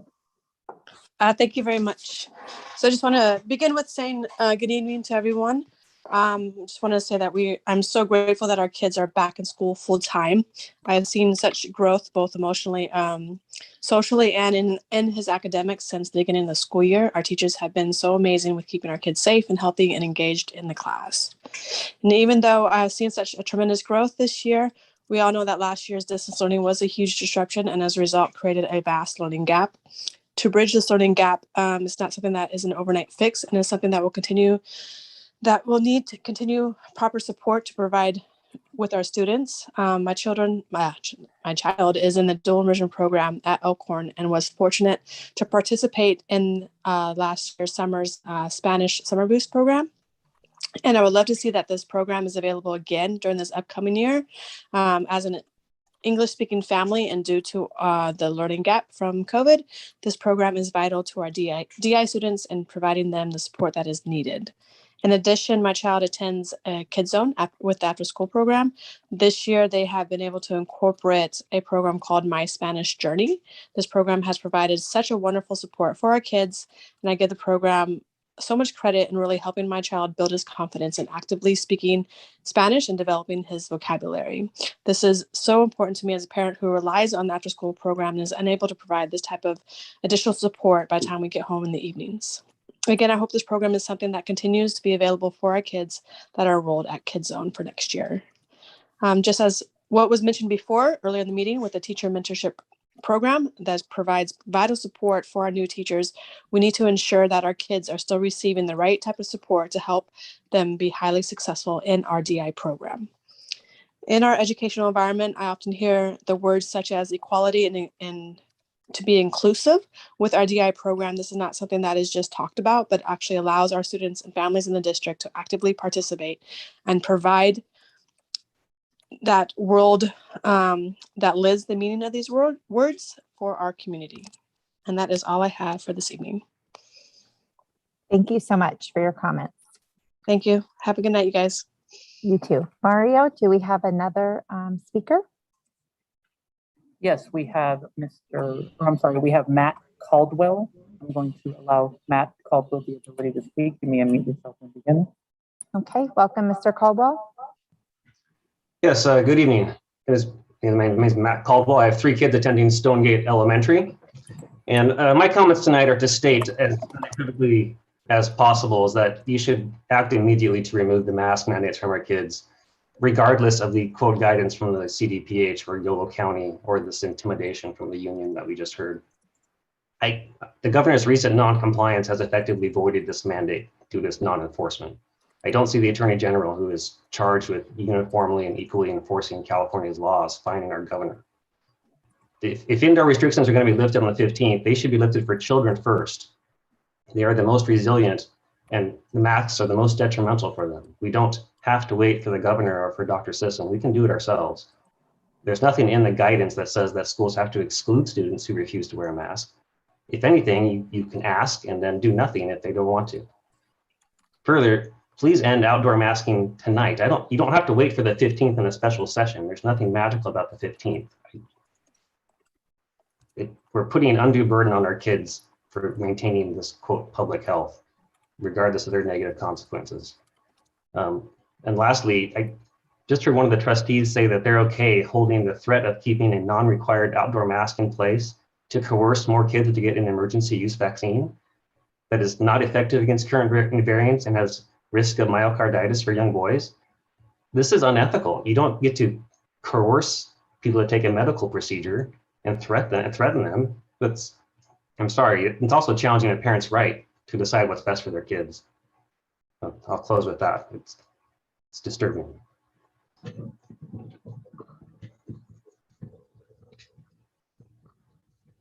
Mara, do we have other people in the queue?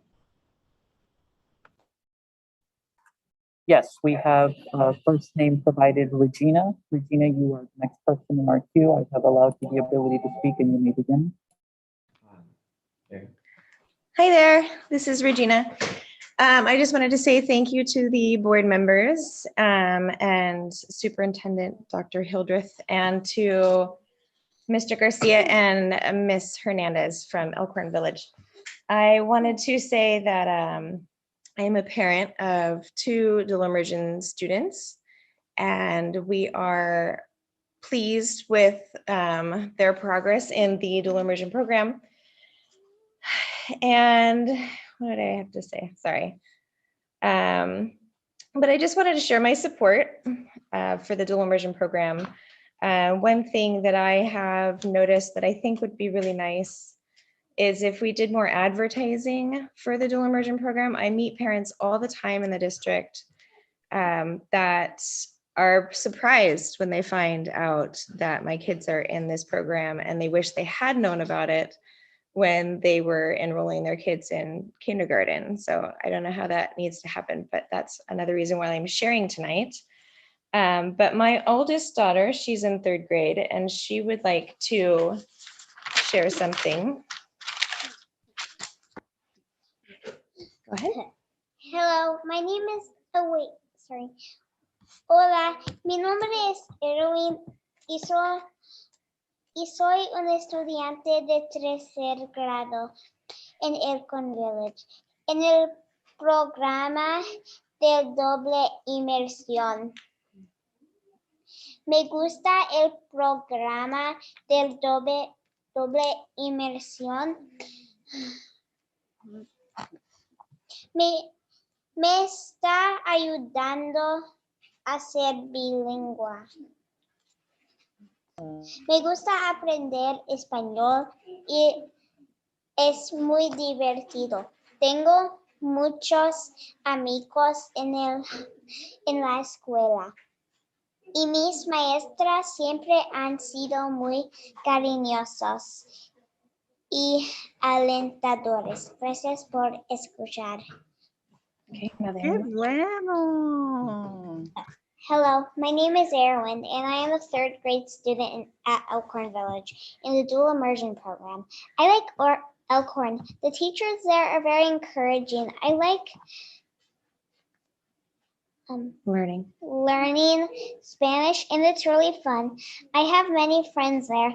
I think the dual immersion program is really great to help kids become bilingual. Thank you for listening. So we just wanted to share with you, we are an English speaking household and she's in third grade, and just how blown away we are with her level of Spanish speaking and interpreting and translating. Thank you, Regina. The 3 minutes are up allowed, and we appreciate it. And Perfect, well done. Thank you. Muchas gracias por tu comentario, mija. Muy buen hecho. Next up, Mario. All right, the next public comment request came from Candace Newman. I see that Candace Newman is still logged on with us. Thank you for waiting. I have allowed you the ability to speak. Hello. Hi, can you hear me? Yes. Okay, perfect. It's hard to follow that, Erwin, I have to say. That was pretty great. Hi, my name is Candace Newman. Good evening, esteemed board, cabinet, Dr. Hildreth. I'm speaking tonight just to voice my support and pride for the Elkhorn Village Elementary School community, teachers, and staff. I am so grateful that my son is part of the dual immersion program there. He has learned so much, and his language acquisition never ceases to amaze me. I have also recently been employed by the district as a substitute teacher. This has offered me a unique view of many of the inner workings of the school in almost a fly on the wall type of way. And I have to tell you, I am consistently impressed. I have had the opportunity to work with students ranging from 8th grade down to the preschoolers in Elkhorn's special day class.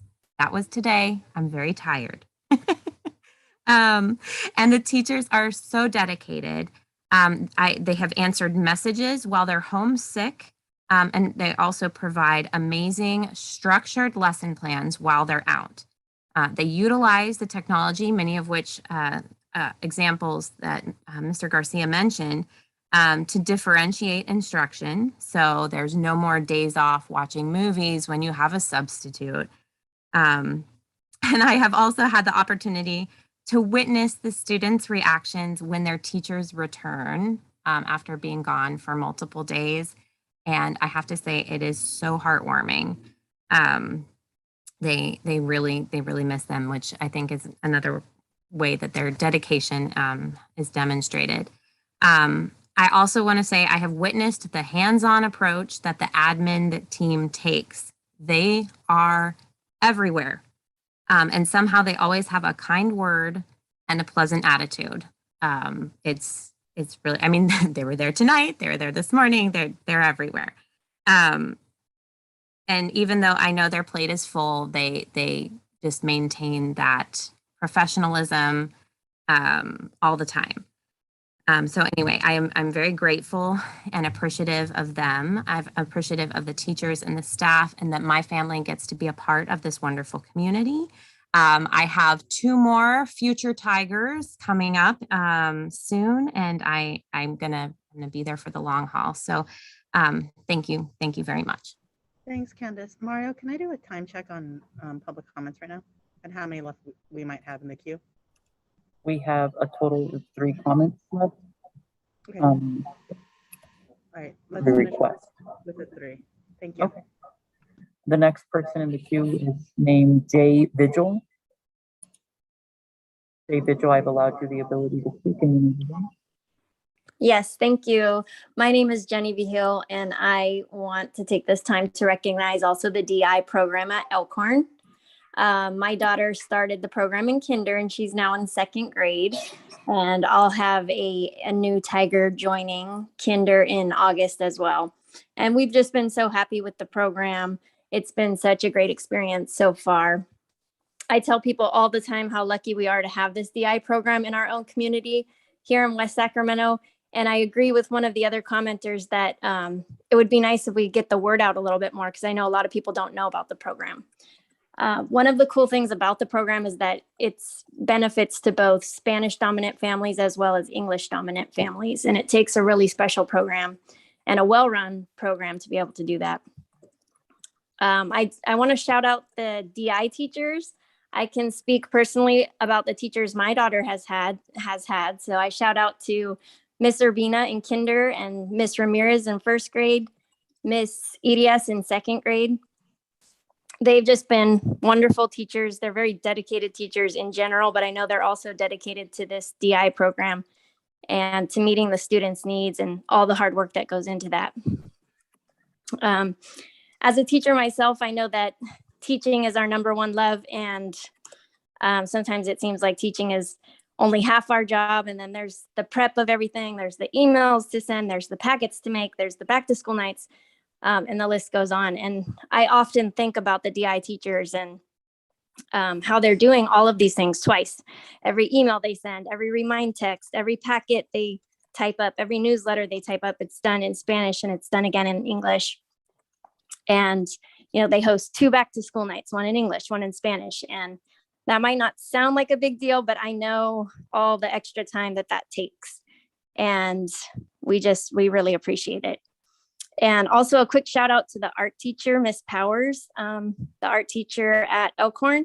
She was kind of asked on the fly last year to start teaching the DI program in the DI art class in Spanish. And she didn't hesitate to take that on. And we really appreciated that. So just a very big, huge thank you to everyone, Mr. Garcia, Ms. Hernandez, all the teachers, and everyone who values this program and just keeps it thriving. So thank you. Mario, can I ask how many in the queue? Because I'd like to hear everybody, but I may have to shorten their time. yes, we have one more request that just came in, so that'll bring us up to 3 more in the queue. Okay. Thank you. The next comment is from Mr. Ryan Eisberg. Mr. Eisberg, I've giving you the permission to speak in the meeting. Thank you. Good evening, board members. Can you hear me okay? All right, Zoom is working. First and foremost, my apologies for not being able to eloquently make my comments in 2 languages like Erwin did. I'm clearly outclassed this go around, and I'm grateful for the comments about the dual immersion program. Job well done, Team Elkhorn. Once again, I want to start by thanking teachers, administrators, classified employees, and trustees for keeping our schools open. Now more than ever, we know that all children learn best in an in-person environment, and keeping our schools open is of vital importance. I know it's been hard. I know it hasn't been perfect, but circumstances in life rarely are. To start, I'll say I align myself with a vast majority of Dr. Caldwell's comments earlier tonight in the public section. The COVID landscape is changing quickly. California has seen a 65% drop in coronavirus cases. Yolo County's COVID-19 case rate has decreased over 60% since the all-time high in January. And as Dr. Hildreth noted it tonight, the case rate continues to fall by about 10 a day.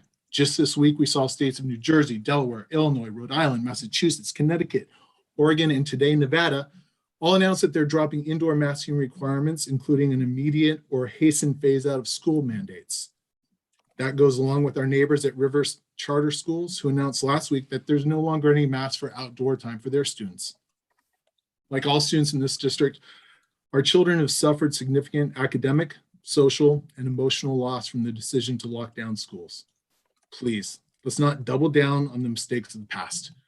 While we know the decisions regarding the broader indoor mask mandate for schools lies within the county and state decision-making process, it is completely within your power to drop the outdoor masking mandate, and we encourage you to do so with urgency and not wait until the 15th. California was one of the last states to reopen our schools, and YOLO one of the last counties to reopen in California.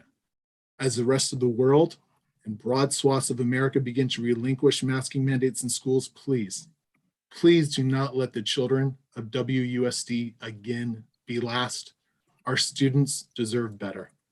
We all know there's a lot of competing interests here. That's part of public policy. It's difficult, it's gritty, it takes a lot of hard work, as your emails can clearly attest to. And unfortunately, we can't please everyone. So I thank you for continuing to hear all the community voices and parent voices on these important issues facing our children. It is appreciated, and we encourage you again to act with urgency on behalf of our children. Thank you very much. So Mara, these are the last two. I see two in the queue. Okay. Thank you. Next, Who may come after, I will limit their time for speaking. okay. At this point, we have no additional requests other than the two. The next person would be Steve Caroso. Steve Caroso, I've allowed you the ability to speak and you may begin. Thank you. Can you hear me? Yes. Fantastic. I couldn't speak more eloquently than Mr. Eisberg. I strongly support his position. These masks are, number one, useless, as we've seen in recent studies. Number two, they're detrimental to our kids. Taking the masks off outdoors, that's a personal choice. That's a family choice. Let the families make those. If the children and their families want them to continue wearing masks, fantastic. That's on them. But don't force our kids to do this, and especially in sporting events. This mandate it's ridiculous, it's unnecessary, and any waste of time in rescinding this mandate, it's just harmful to our kids. And I would encourage you to, if not make that decision yourselves, to allow families to make that choice. Poll your constituents, poll the families, see what they want to do. This is being lifted everywhere. Why not here? We don't need unnecessary burdens. Even New York State just announced today that they're relinquishing their mask mandate. So let's not do this, and let's not try to coerce kids into getting a vaccine. That's not the school's decision. That's a family thing. That's a health thing. That should be between parents, kids, and doctors. That's it. I thank you for your time. I really appreciate you listening. Thanks, Steve. I believe the next speaker up is Candy Santos. Yes, Candy Santos, I've allowed you the ability to speak. You may unmute yourself and begin. Oh, thank you. Thank you all for hearing us today. I am also a parent concerned about my student and my grandchildren in this district. All states that are waking up to the reality of what's been going on are lifting these mask mandates. Mask mandate safety is ridiculous. You need to know the facts. And they're coming out like crazy, but they're not being listened to. Number one, to decrease the oxygen intake. Breathing through masks decreases the amount of oxygen we need to live and be healthy. It increases blood and makes breathing difficult. Number two, it increases toxins that we normally exhale as we breathe become trapped in the mask, and we re-inhale them into the lungs and increasing the symptoms. Number three, it shuts down the immune system, decreases oxygen intake, increases carbon dioxide and toxin intakes, putting body under stress, releasing carbohydrates, I can't even say that word right now, and shutting down the immune process. Number four, increases virus risk and encourages triggering an infection from dormant retroviruses already in the body, taking advantage of a weakened immune system due to mask wearing. Number five, they're scientifically inaccurate. Virologists measure COVID-19 to be an 80 to 140 in size, making the weave of material mass to be the equivalent of a chain link fence and a mosquito. Number 6, effectiveness not studied. Absolutely no peer-reviewed studies have been carried out of a mask effectiveness within a social environment to control, prevent, or eliminate the spread of the disease. But on contrary, there are many peer-reviewed reports that have recently been coming out that show that they are damaging our children. I would ask that the district look at these studies instead of just listening to what the CDC, the NIH, and the WHO that are telling us. They've already had a track record of lying to us in the past many, many times over again. And if we love our children, we're going to look at the real facts of what's going on. We've already in our district have many suicide attempts. We've had children being sick. How many are going to be dying from this COVID vaccine that is not a vaccine? I hope that you will not be encouraging this. If you will look at facts, our children are dying because people are not caring about our children. I care about my child. I care about my grandchildren in this district. And I'm hoping that the people that are in charge of our students in this district are going to listen to the parents that love our children. Please take these masks off now. You have this power. You can do this. You do not need to wait for these government agencies to tell you to take them off of our children. Thank you for your time. All right, thank you. That is the end of live public comment. I want to share that there are 2 pre-submitted written comments that I will not read, but I want to share with the board. So Mario, please do share that with the board. One from Justin Azevedo and one from Ms. Gail Costello. They will be included in the notes for next time. So I apologize, I am unable to read them, but we will share them with the board. Moving on to the next item after public comment is the consent agenda, or we don't have a public hearing, we don't have information discussion, is the consent agenda with amendment of P6 and P8 having been removed. Any last amendments to the consent agenda? Any comments on the consent agenda? Right, if not, then I will entertain a motion to approve. Motion to approve. Okay, Trustee Pizzati moves. Do I have a second? Second. Clerk Venegas seconds. A roll call vote. Trustee Barnes? Vice President. You heard me? Yeah, I did. Vice President Kirby Gonzalez? Aye. Trustee Pizzati? Aye. Clerk Venegas? Aye. And I too vote aye. We have an approved consent agenda minus P6, P8. All right, moving on to item R, action items. The selection of revised trustee area map, adoption of resolution number 2022-15, adopting revised trustee area boundary map based on 2020 federal census data. Sorry about that. Assistant Superintendent of Business Services, Ms. Monique Stovall. Good evening, President Wong, members of the board, Dr. Hildreth, and our public. We are having a continuation of our discussion on the requirement to address and review our trustee area boundary maps. This is, excuse me, my thing just popped up over my notes. There we go. We've had 4 board meetings and 2 community meetings, one in English and one in Spanish, to review and obtain feedback on the trustee redistricting requirements and the mapping scenarios. This evening, we will ask the board to select one of the revised trustee area map scenarios presented by adopting a resolution. Once adopted, our partners' cooperative strategies will provide a final trustee area map and descriptions to the county registers of voters prior to the March 1st statutory deadline. At this time, I would like to welcome our partner, Josh Chisholm from Cooperative Strategies, to provide a presentation on the trustee area scenarios. Okay. Thank you and good evening, board and community. My name is Josh Chisholm and with Cooperative Strategies. It's been a pleasure to join you along this journey, and we're excited for this evening as well. And so these 3 scenarios were reviewed previously. There have been no changes, and for those in the audience who haven't been with us or didn't join the last meeting, we will provide a quick review of the 3 scenarios in this presentation this evening. Next slide. Okay, and just to, as a refresher, we started back in October looking at the analysis. And just as a reminder, the analysis, or here for the community, the analysis was to look at the 2020 census data against the current trustee areas and to ensure that there was a balanced population amongst all trustee areas.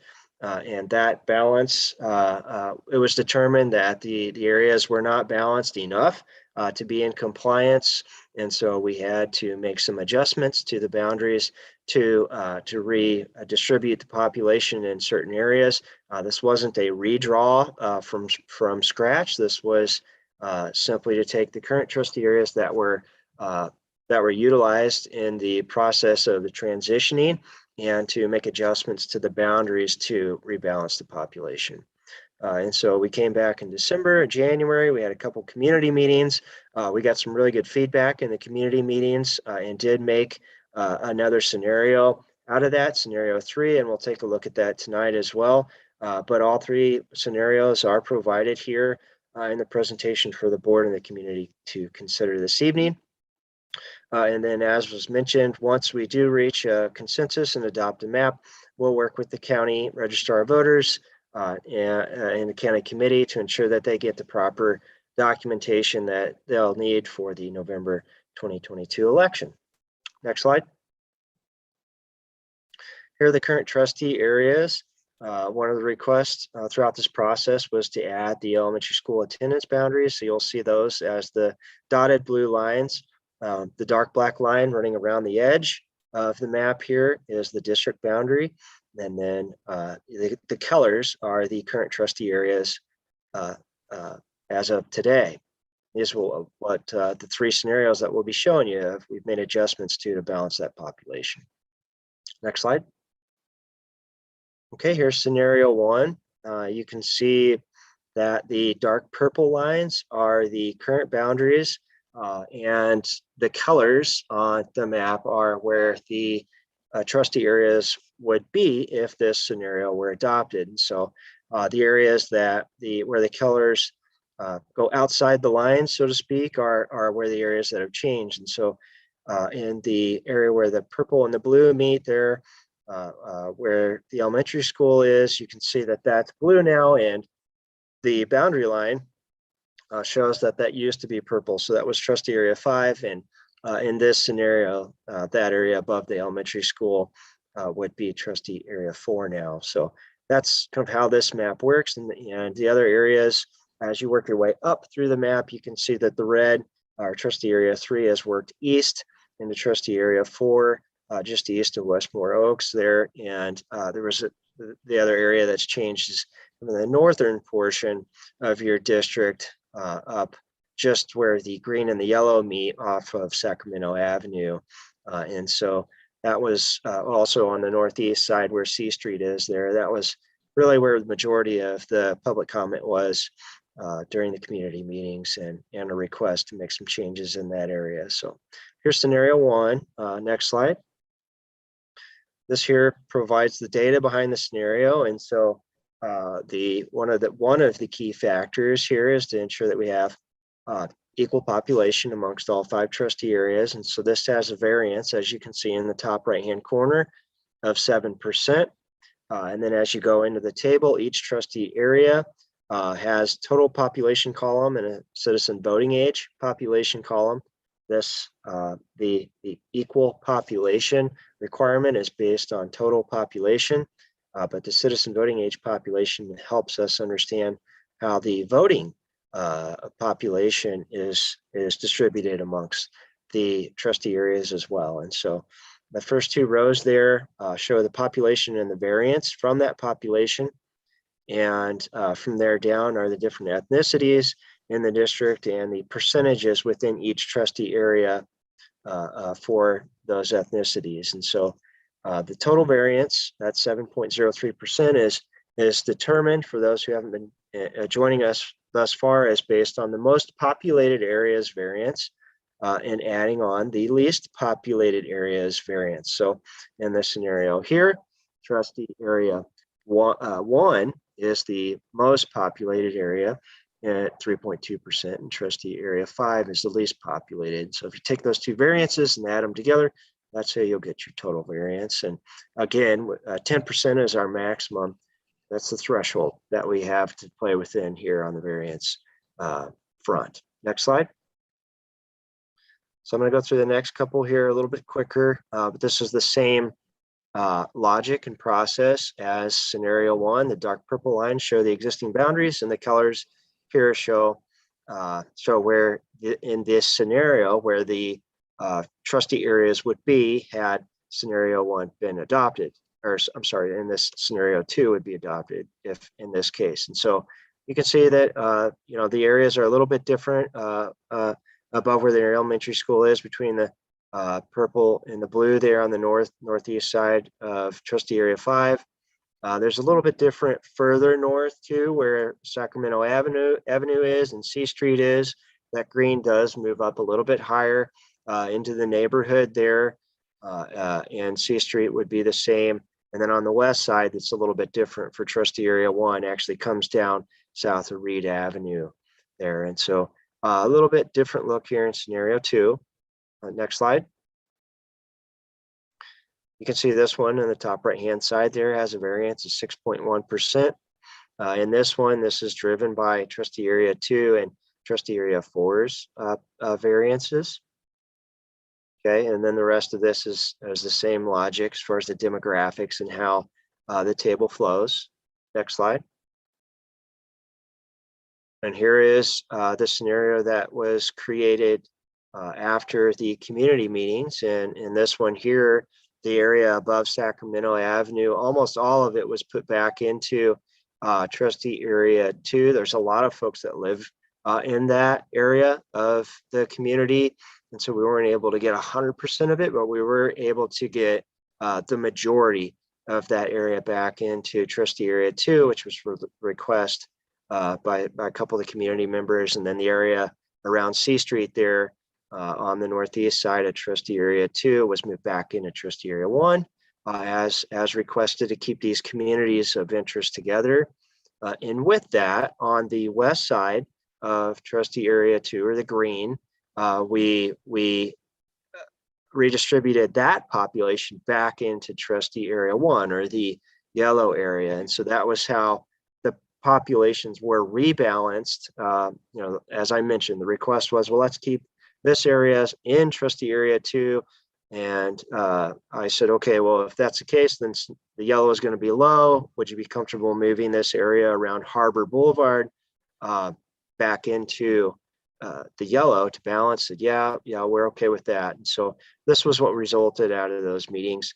Again, all three of these scenarios are perfectly acceptable from a variance standpoint and from a compliance standpoint, but these are just a couple different looks that we've created over the last 4 or 5 months to show you a couple different looks just for your consideration. Next slide.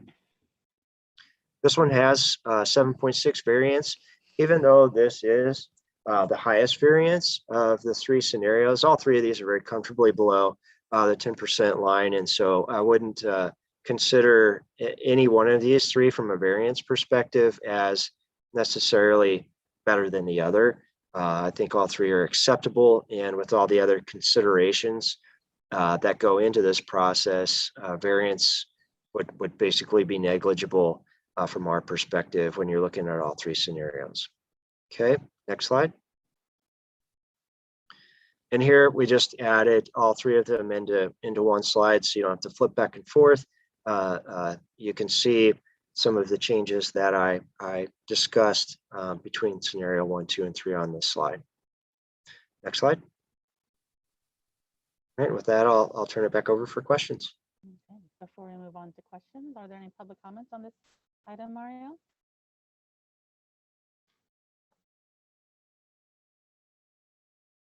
Sorry, I was nodding. No, there was no public comment request that came in. Okay, seeing that there are none, I'll turn it back to board discussion. It seems like a lot of the amendments are 1 and 2. So or other board members I'm just curious to hear from trust. Really? In my headphones. In your headphones. You sound far away, that's all.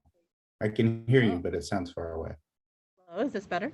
Yeah, 100%. Okay, so I will not use my headphones. So I'd be curious to know our trustees in area 1 and 2. I know your thoughts because we made the most shifts there. You can go first. I right? can hear you. Yeah. You can go first. Can we put the slide back up with the scenario? Would you wait? Have the 3 scenarios? That slide for me, please.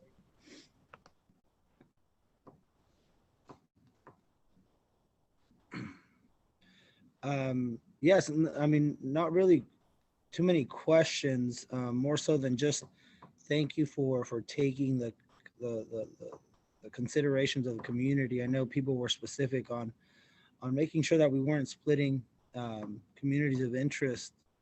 So I'm looking at scenario 2, and then when I saw scenario 3, just knowing that neighborhood, and I have to again thank the community members that were on the last meeting, just because they've been here a whole longer than I have. I've been in West Sacramento for about 11, 12 years now, and just understanding the dynamics of how important it is to keep that. So I have to thank you, Josh, for doing that work and completely switching it. So I think it looks completely different than what we were looking at before. So I'm thinking scenario 3 is seems to be looking closer to, I know the people that were speaking on that area, they were being very specific about that C Street, and then keeping that Elkhorn area, that green piece there together. So I'm thinking scenario 3 based on what I've heard from the community. I thought they would be on today, but they're not. It's okay. It's okay. I'm here. Hey. So yeah, just by listening to them, if you can zoom in on scenario 3, just in case anybody else is watching, just so that it could. Yeah, scenario 3 is it's based on those streets. It looks like that's what the closest is. So that's just wanted to thank you for that, and that's kind of where I'm already leaning. I don't know if that's a question or not, but No, it's a conversation. We had to actually pick a map tonight, so it's why it's important to me to hear from the representatives whose their major shifts. I mean, I have a shift, but I feel like I shift to the empty land more than anything else. So Trustee Barnes, I didn't know if you had thoughts on the. I feel like there's huger kind of shifts in yours and Trustee area too. Yeah, I also appreciate the community's input. And from what we heard, it seemed important that we go with scenario 3. I do want to be sure that when I compare these, we're not breaking up any communities of interest where on the west side of the yellow. Exactly. Because we did hear pretty strongly from the C Street area, but I did, in my personal, I didn't hear a lot from the other areas. So I just want to be mindful that maybe some people weren't attending, but I don't actually have strong feelings one way or another, since we do all support our kids. And this looks well divided, and I think that they did a good job. So I'm honestly open to any of them, as assuming that we aren't doing all of this just for one specific area. I just want to be sure that we're not breaking up anything. I know when you look over on Reed and Harbor, there are some communities of interest that we don't want to break up. So if anybody has any comments to me on that, I'm open, but I don't feel super strongly about anything. Yeah, that was the only question I had, is that we heard from the community, but that is the Westfield side. I was curious to know if and I don't know if anybody spoke up to your point, Trustee Barnes, about is there, when we break up Westfield that way, are we breaking up any community historical neighborhoods and communities of interest? I didn't hear that. I also asked if we consulted with Matt Hargrove, who actually has a historical context of all these neighborhoods. I don't know if we applied that as well. So I guess that might be a question back to Thomas about, do we know that if we're splitting up any historical neighborhoods on the west side of Westfield Elementary. I You think mean you meant Josh? Josh. Oh, Josh, sorry. We did not get any public comment for how this area was changed on the west side. But so I don't know. Generally, the public are the ones who let us know that's a community we don't want you to do that, and we heard that loud and clear up by the Elkhorn Village area. But we did not get any comment on the west side of Westfield Village. And that was specifically Maria Grijalva, one vocal person. I hear that. But I also was just wondering, there was direction. Did we talk to Matt Hargrove? Or actually, I'm looking at anybody who's actually lived in West Sacramento longer than even I have. If we're breaking up a community. And I feel really badly that I actually don't know that whether or not we're breaking up a community of interest on the west side of Westfield. I don't know. Mm-hmm. Yes.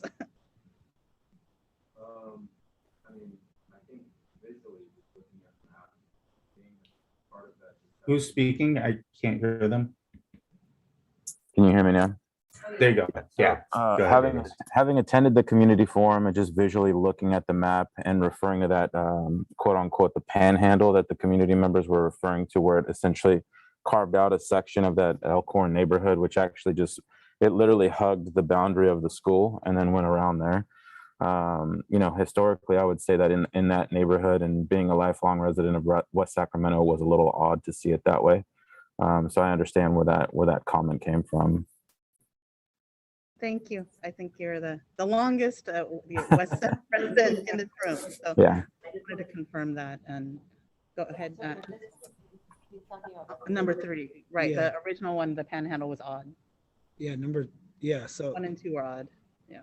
Yeah, in canvassing these areas, just in getting to know the area a little bit more, I think that just the emphasis on, again, I know area 1 and area 2. I mean, the way you cut it, it's going to cut through. That's the tough thing about it. It almost feels like the north gets split in 2, and that's a little bit challenging because you have families that are living there. But I mean, I think that the emphasis was put on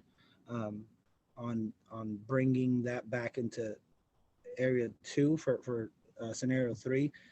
So right around Westfield where we're seeing that cut.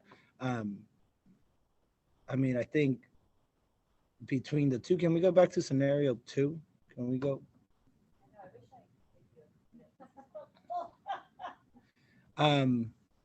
Even on this map, Westfield Village, because I remember having these conversations about just the confusion, 1 street apart, and not understanding the community having that confusion about their students went to Elkhorn or they went to Westfield Village, but there was just a strong sense of wanting to be on the same side or in the same area.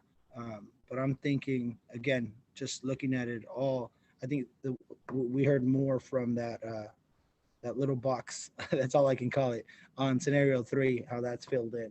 There was just a strong push for that, even beyond just the board comments or the comments from there's just been a lot of conversations. So. Okay, I don't know if there are any other. I know Trustee Barnes, you're still looking, so it's fine. I'm okay with the recommendation as long as we're clear that we're doing the best of our ability to know that we're not breaking up a community of interest or an historical neighborhood in Westfield. So it looks more closely aligned to how people voted you in, Clerk Venegas. I get that, so I'm okay taking your recommendation, but I don't know. Vice President Gonzalez or Trustee Zadi, if you have any comments about the maps. Mine were mostly around just making sure the first time around educating the community on this was really hard. And so it's going to be the challenge is now some people, luckily these maps, I think, show the least amount of disruption compared to what there could be in terms of people who are now going to be missing a voting cycle that because their boundary changed from the last to this. And so I think years, yeah. Yeah, exactly. They're not going to be able to vote for 6 years. And so in a way, they went from every 2 years getting to vote and having a, you know, feeling very involved in the process to waiting 6 years. And so that was, I think that was my concern from the very beginning. And so what I hope that we do, since there's no way around that, we have to do it at some point, is that we really make sure that we communicate and send these to the school sites. Of course, we know voters are not just in our schools, but that we make sure that we get these out to our community in a way that helps to really explain this in multiple languages. And I do want to acknowledge the question of here that we saw development. We know that there are places where we have development, but this process is on the census, and that's what we legally are obligated to do, is use the census data, which just recently came in. So I am okay with the recommendation, with the caveat that we're just going to work on ensuring that we continue now to communicate with people all the way through election time, because it will feel different and it'll feel an impact.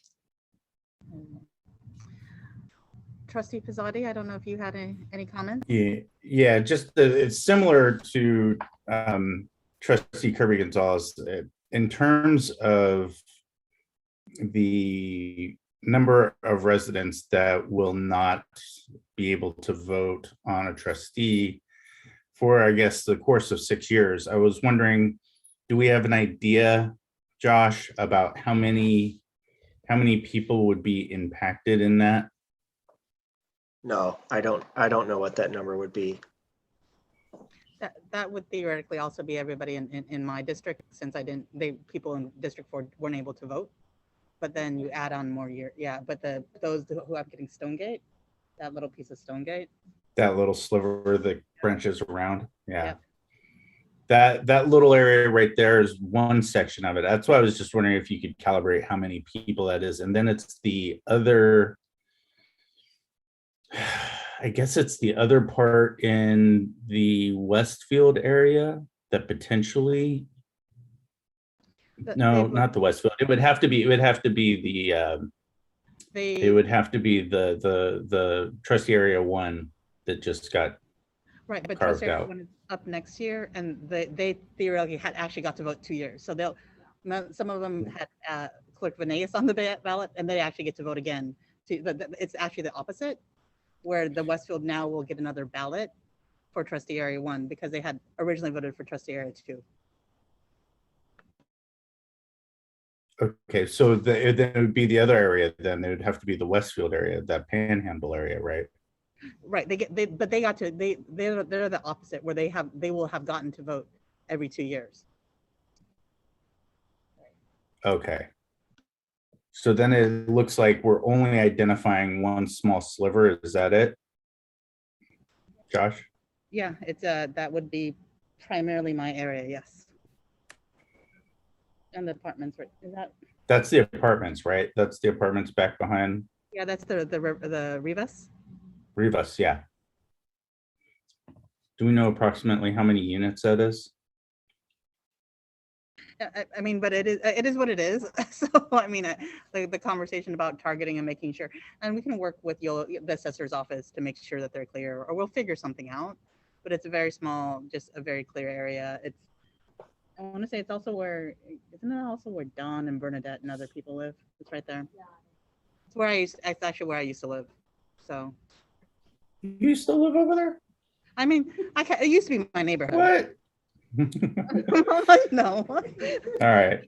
I personally don't have a problem with scenario 3. I don't think there's a recommendation for any one particular map, right? There's what our preference is, right? And all I heard in all of our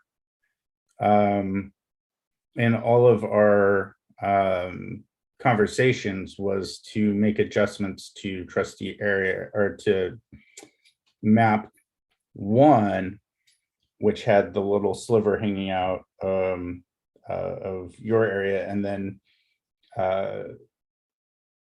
then cut off that panhandle and then make the carve out around C Street. So yeah, that's the only thing I heard in terms of the public comments.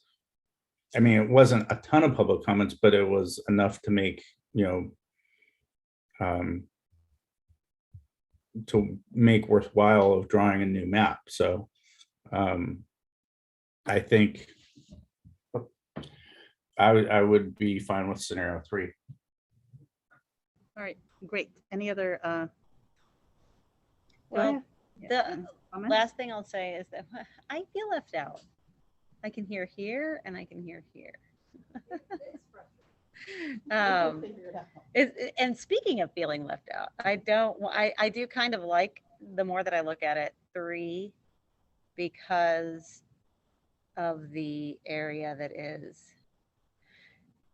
there's a lot of like land over here. And then I like that there is this like sort of, because again, we support all of our students, all of our schools. Mine obviously attend Elkhorn, which I like this. I kind of like this like whole, it kind of makes it feel like when I think of my road at home, that we can actually really get involved here and hopefully be really inclusive with this scenario 3. Again, as long as we're not cutting off Westfield in some weird way. I just really wish I knew that, but I do think that it looks good, and I think we can be inclusive, I hope, and then really work together to. Okay. So I I can't hear you. I hear strong support for scenario 3. Yeah. Okay, if we're good. Do we with need to that. make a motion on this? So we do have to motion to this. So Okay. I need a motion to adopt scenario 3. I move. Oh, I wanted Oh, go. I'll I second. did not- I did Rescind not- the move. No. I'll second. Would you like to move or second? Oh, yes, Because I move to adopt scenario 3. Trustee Barnes moves, Clerk Venegas seconds. It's a roll call vote. Trustee Pizzotti, Aye. Vice President Kirby Gonzalez. Aye. I vote aye. Trustee Barnes, Aye. Clerk Venegas. Aye. All right, it is adopted. Oh, yeah, it's also a resolution there. Okay. So you're adopting the resolution. Resolution. So we're adopting this resolution with map 3, and I will read it. So whereas so resolution number 2022-15, adopting revised trustee area boundary map based on the 2020 federal census data. Whereas the Washington Unified School District is governed by a 5-member board of education, also termed the board, and we're starting with November 2020 election, the district moved from an at-large trustee election system to a by-trustee area election system, whereas voters now elect district trustees based on the specific area in which the voter lives, and whereas when the district transitioned to a by-trustee area election system, it adopted a boundary map for its trustee areas that was based on the census data available at that time. And whereas the United States Census Bureau recently released the data from the 2020 census, which for school districts using by-trustee areas, elections triggers the need to examine and potentially redraw the trustee areas based on population changes.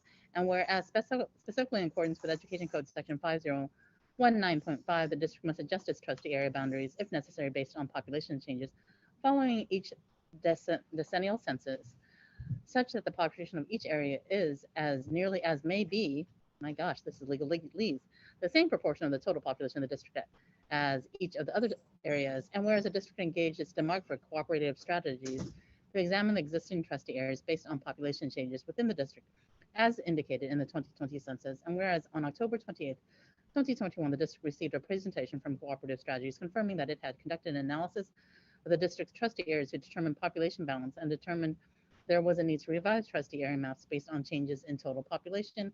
And whereas on December 9th, 2021, January 13th, 2022, January 27th, 2022, the board was presented with map scenarios from Cooperative Strategies regarding potential revisions to the trustee areas to reestablish population balance between the areas given the 2020 census data, and at such meetings, the board sought public input on considered options for and provided direction regarding the revised trustee area boundary maps being considered. And whereas additional public input regarding the map scenarios and revisions was received during public forums held on January 18th and 19th, 2022, both in English and in Spanish, whereas the board has considered the information presented and desires to take further action to adopt a revised trustee area map and intends that this resolution be adopted to confirm the same. Now, therefore, the Board of Education of the Washington Unified School District hereby resolves, determines, and finds as follows. Section 1, the foregoing recitals are true and correct. Section 2, that the board adopts the revised trustee area boundaries attached here to as Exhibit A. The revised maps believes that adoption of the revised map would serve the public interest of the district's residents and voters.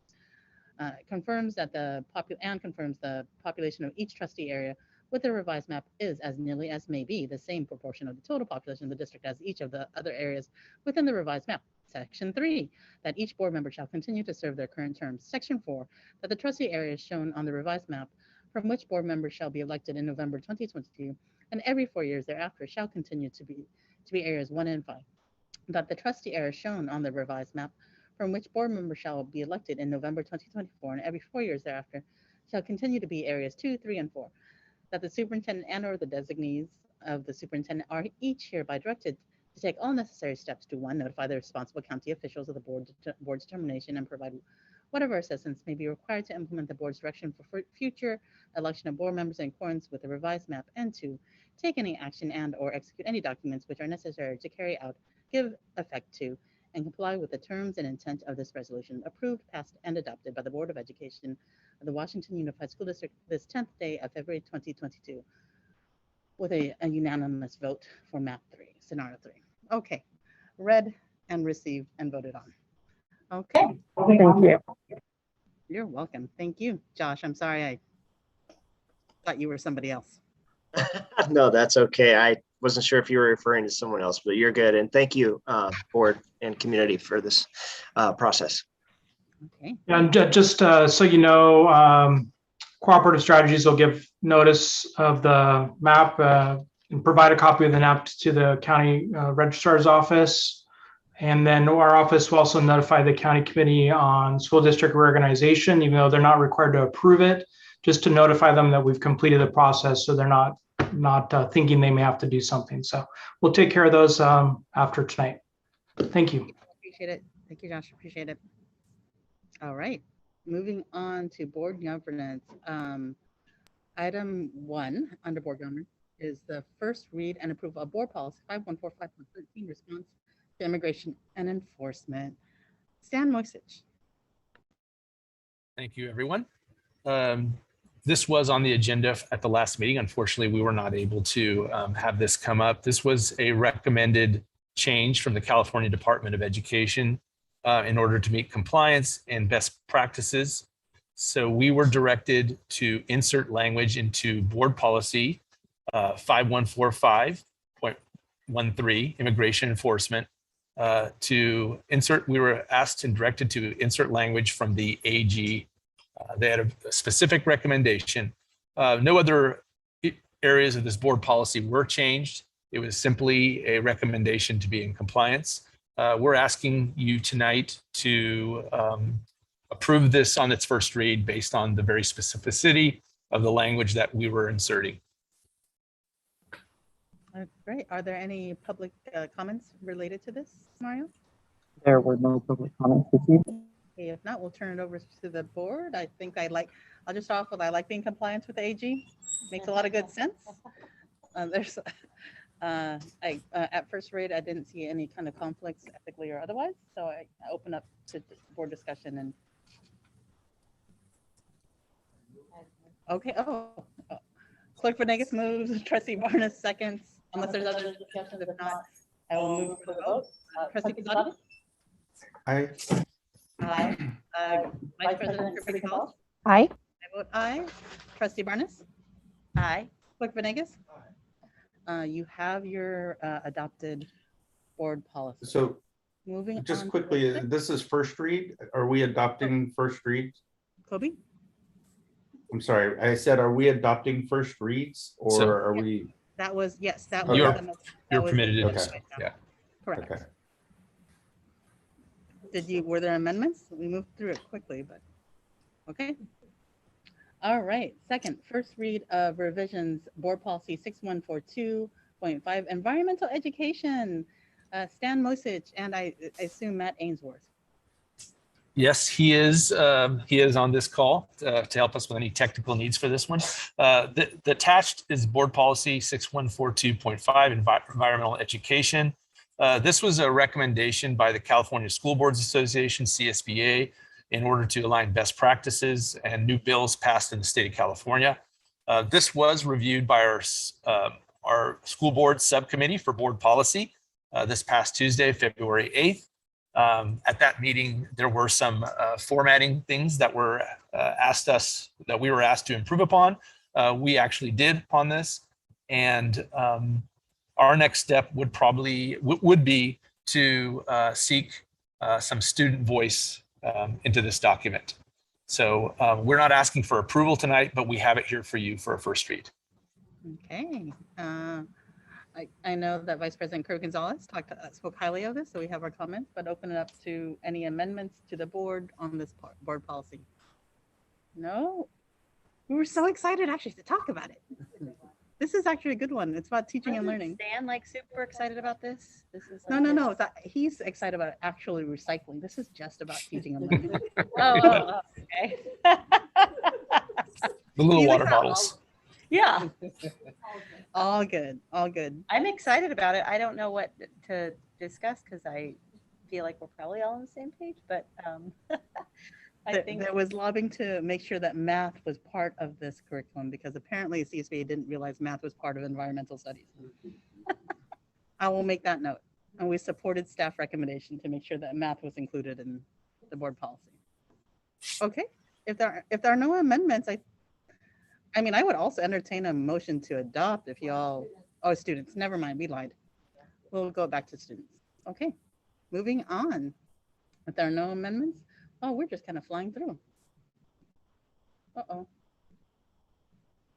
Okay, moving on to item 3, first read of revisions to board policy 5145.9, hate motivated behavior. This is a deep one. So Sam Moisich, please do present. Yes, as was the case in the previous board policy, this is also an area, board policy 5145.9, hate motivated behavior was also an area that California School Boards Association did ask us to, or did not ask us, but they put out a standard notice to all districts to align this with the new bills of the state of California. This was reviewed also by our board subcommittee this past Tuesday, February 8th. At that meeting, it was recommended that we do some changes to this document and also review its strength. As was the case in the previous board policy, this is one that we definitely feel that probably needs much more student voice included within it. So tonight, this is a first read. We are not asking for approval. We are asking we're putting this on this for discussion, to hear your recommendations as we move this forward with some of our staff and students to see what other improvements we would need to make to this board policy. Thank you, Stan. Board discussions. This is one that we actually went deep on, and it was really important, and given kind of the climate and the emails we all have been getting about a number of things and equity and all that, we thought that it was important to lift up student voice, especially with the strategic plan about like, is this language inclusive? Does it address everything that you need? But open to other comments and addition if the board so chooses to add right now. No? Trustee Barnes? I appreciate that. I appreciate the question of inclusivity, and I feel like I agree that we need to ask the students because I think, to me, it looks inclusive. And I feel like every time though you read it, something else sort of comes to mind. So I agree. I would appreciate the students' input as well, and potentially other staff. Yeah, and it is very deep, and I'm glad we're addressing it. I'm sad we have to, but I'm glad that we are, and I think it's important. Thank you, Trustee Barnes. I saw Clerk Venegas or Vice President Kirby-Gonzalez. I don't know. That just made me think about the good point of when you said staff, we have staff members who asked to be part of, equity work. And I think that that is a really good audience for this as well. So I think that was a good point, and I'm ready to move it if there's no other questions. Or actually, we don't have to, right? It's a first read, so we don't need to do that. The board to staff? No? Okay, so the equity, the folks who've been of all the equity work makes sense. the students, and I had suggested both middle and high school students. We tend to often kind of pull from the high school students, but younger students might be able to add to this. Trustee Posada, you unmuted. Yeah, I was just wondering, do we take public comment on first reads? We can. Like, do we have any public comment on? I don't know if there is any. That's the only thing, is I didn't know if there was any or not. There are no public comments received. Okay. Okay. Well, thank you for your direction, and thank you for your work, staff, on all of this. So item number 4 is first read and revisions to board policy 5145.12, search and seizure. Stan Moisage again. Thank you. As was the case in the previous 2 board policies, California School Boards Association, in order to align best practices with new bills passed in the state of California, they give out recommendations to board policies. We do follow those recommendations. So the draft that you have in front of you is a draft primarily with what CSBA has told us we need to edit. And as was the case in the previous board policy, there was a strong recommendation at the subcommittee meeting Tuesday, February 8th, that this have a much stronger go over with student voice and certain staff membership as well. So we're not asking for approval, but we are hoping that you will allow us to keep moving forward with this policy and bring it back at a later date for a second read. Do we have any public comments? Okay, board discussion. Just contextually, because it's search and seizure of students and language around phones, we just thought it important to actually run it by them. Yeah. For a point of just comment on this for the record, President Wong, we had discussed, so you all know, removing the use of metal detectors, since we have no plans for that and we don't want to give the wrong impression. And then also the removal of the detection dogs. And if that, a board wants to do that in the future, then they can put that in their policy that we remove it from this. Yeah, we didn't want to alarm community unnecessarily. That's what we do. So are you saying remove the entire section about contraband dogs? Okay, you have direction and suggestion. Oh, Trustee Pizzotti. Yeah, I just said, are we removing the entire section about contraband dogs, or just that one outlined area that says without their consent?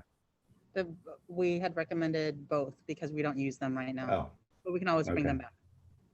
If the board chooses, yes. At one point, we did at one point, yeah, but we no longer when I do. first came on the board. Yeah, we no longer do. Okay. But if it comes back up, we can re-add and amend the board policy. Any other direction or clarifying questions? No, okay. Seeing none, we are going to move on to the first reading approval to board policy 6145, extracurricular and co-curricular activities. Stan Moisage. Thank you.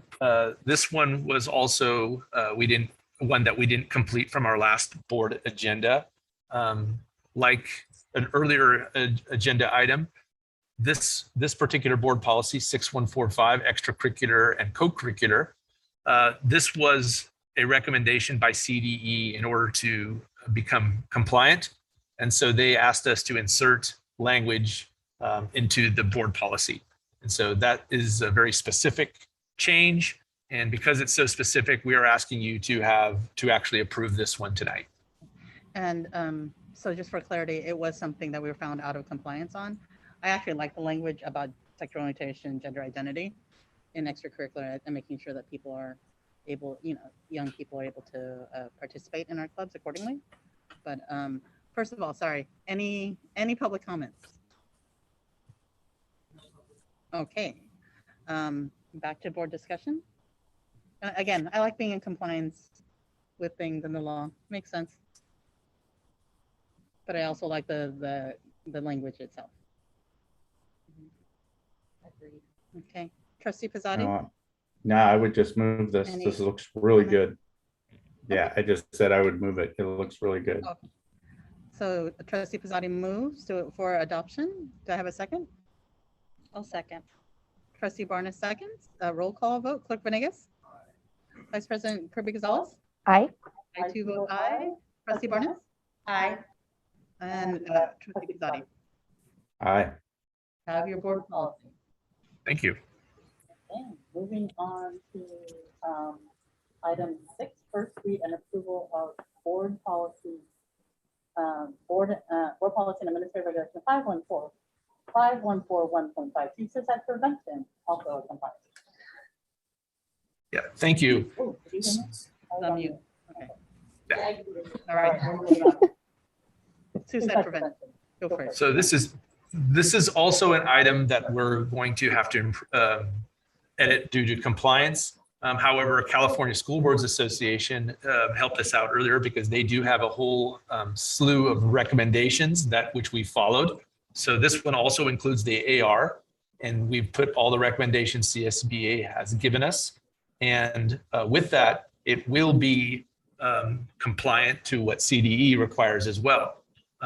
However, we do want to bring this for further discussion with student groups and for some of our staff groups, and then we would bring it back for a second read. I do believe this one will come back a little sooner than some of the others. Great. Are there any public comments, Mario? There were no public comments. Okay, great. Yeah, the gun violence, you saw that, so we're really looking forward to. I think, are you still on mute? Oh, no.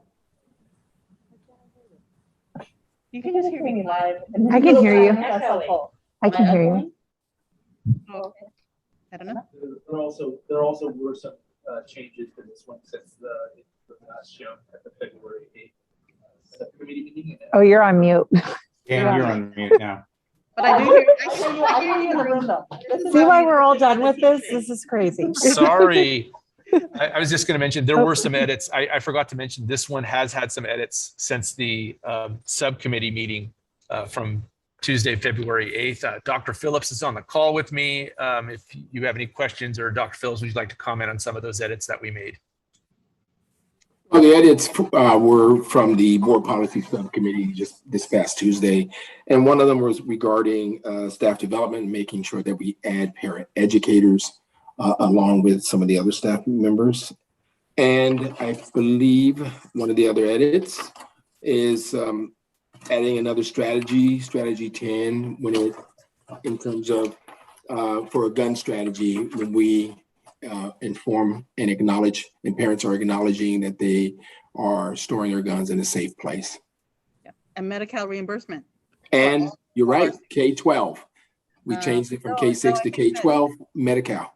So it might come back to us. So it might be TK-12. K-12. Yeah. Okay.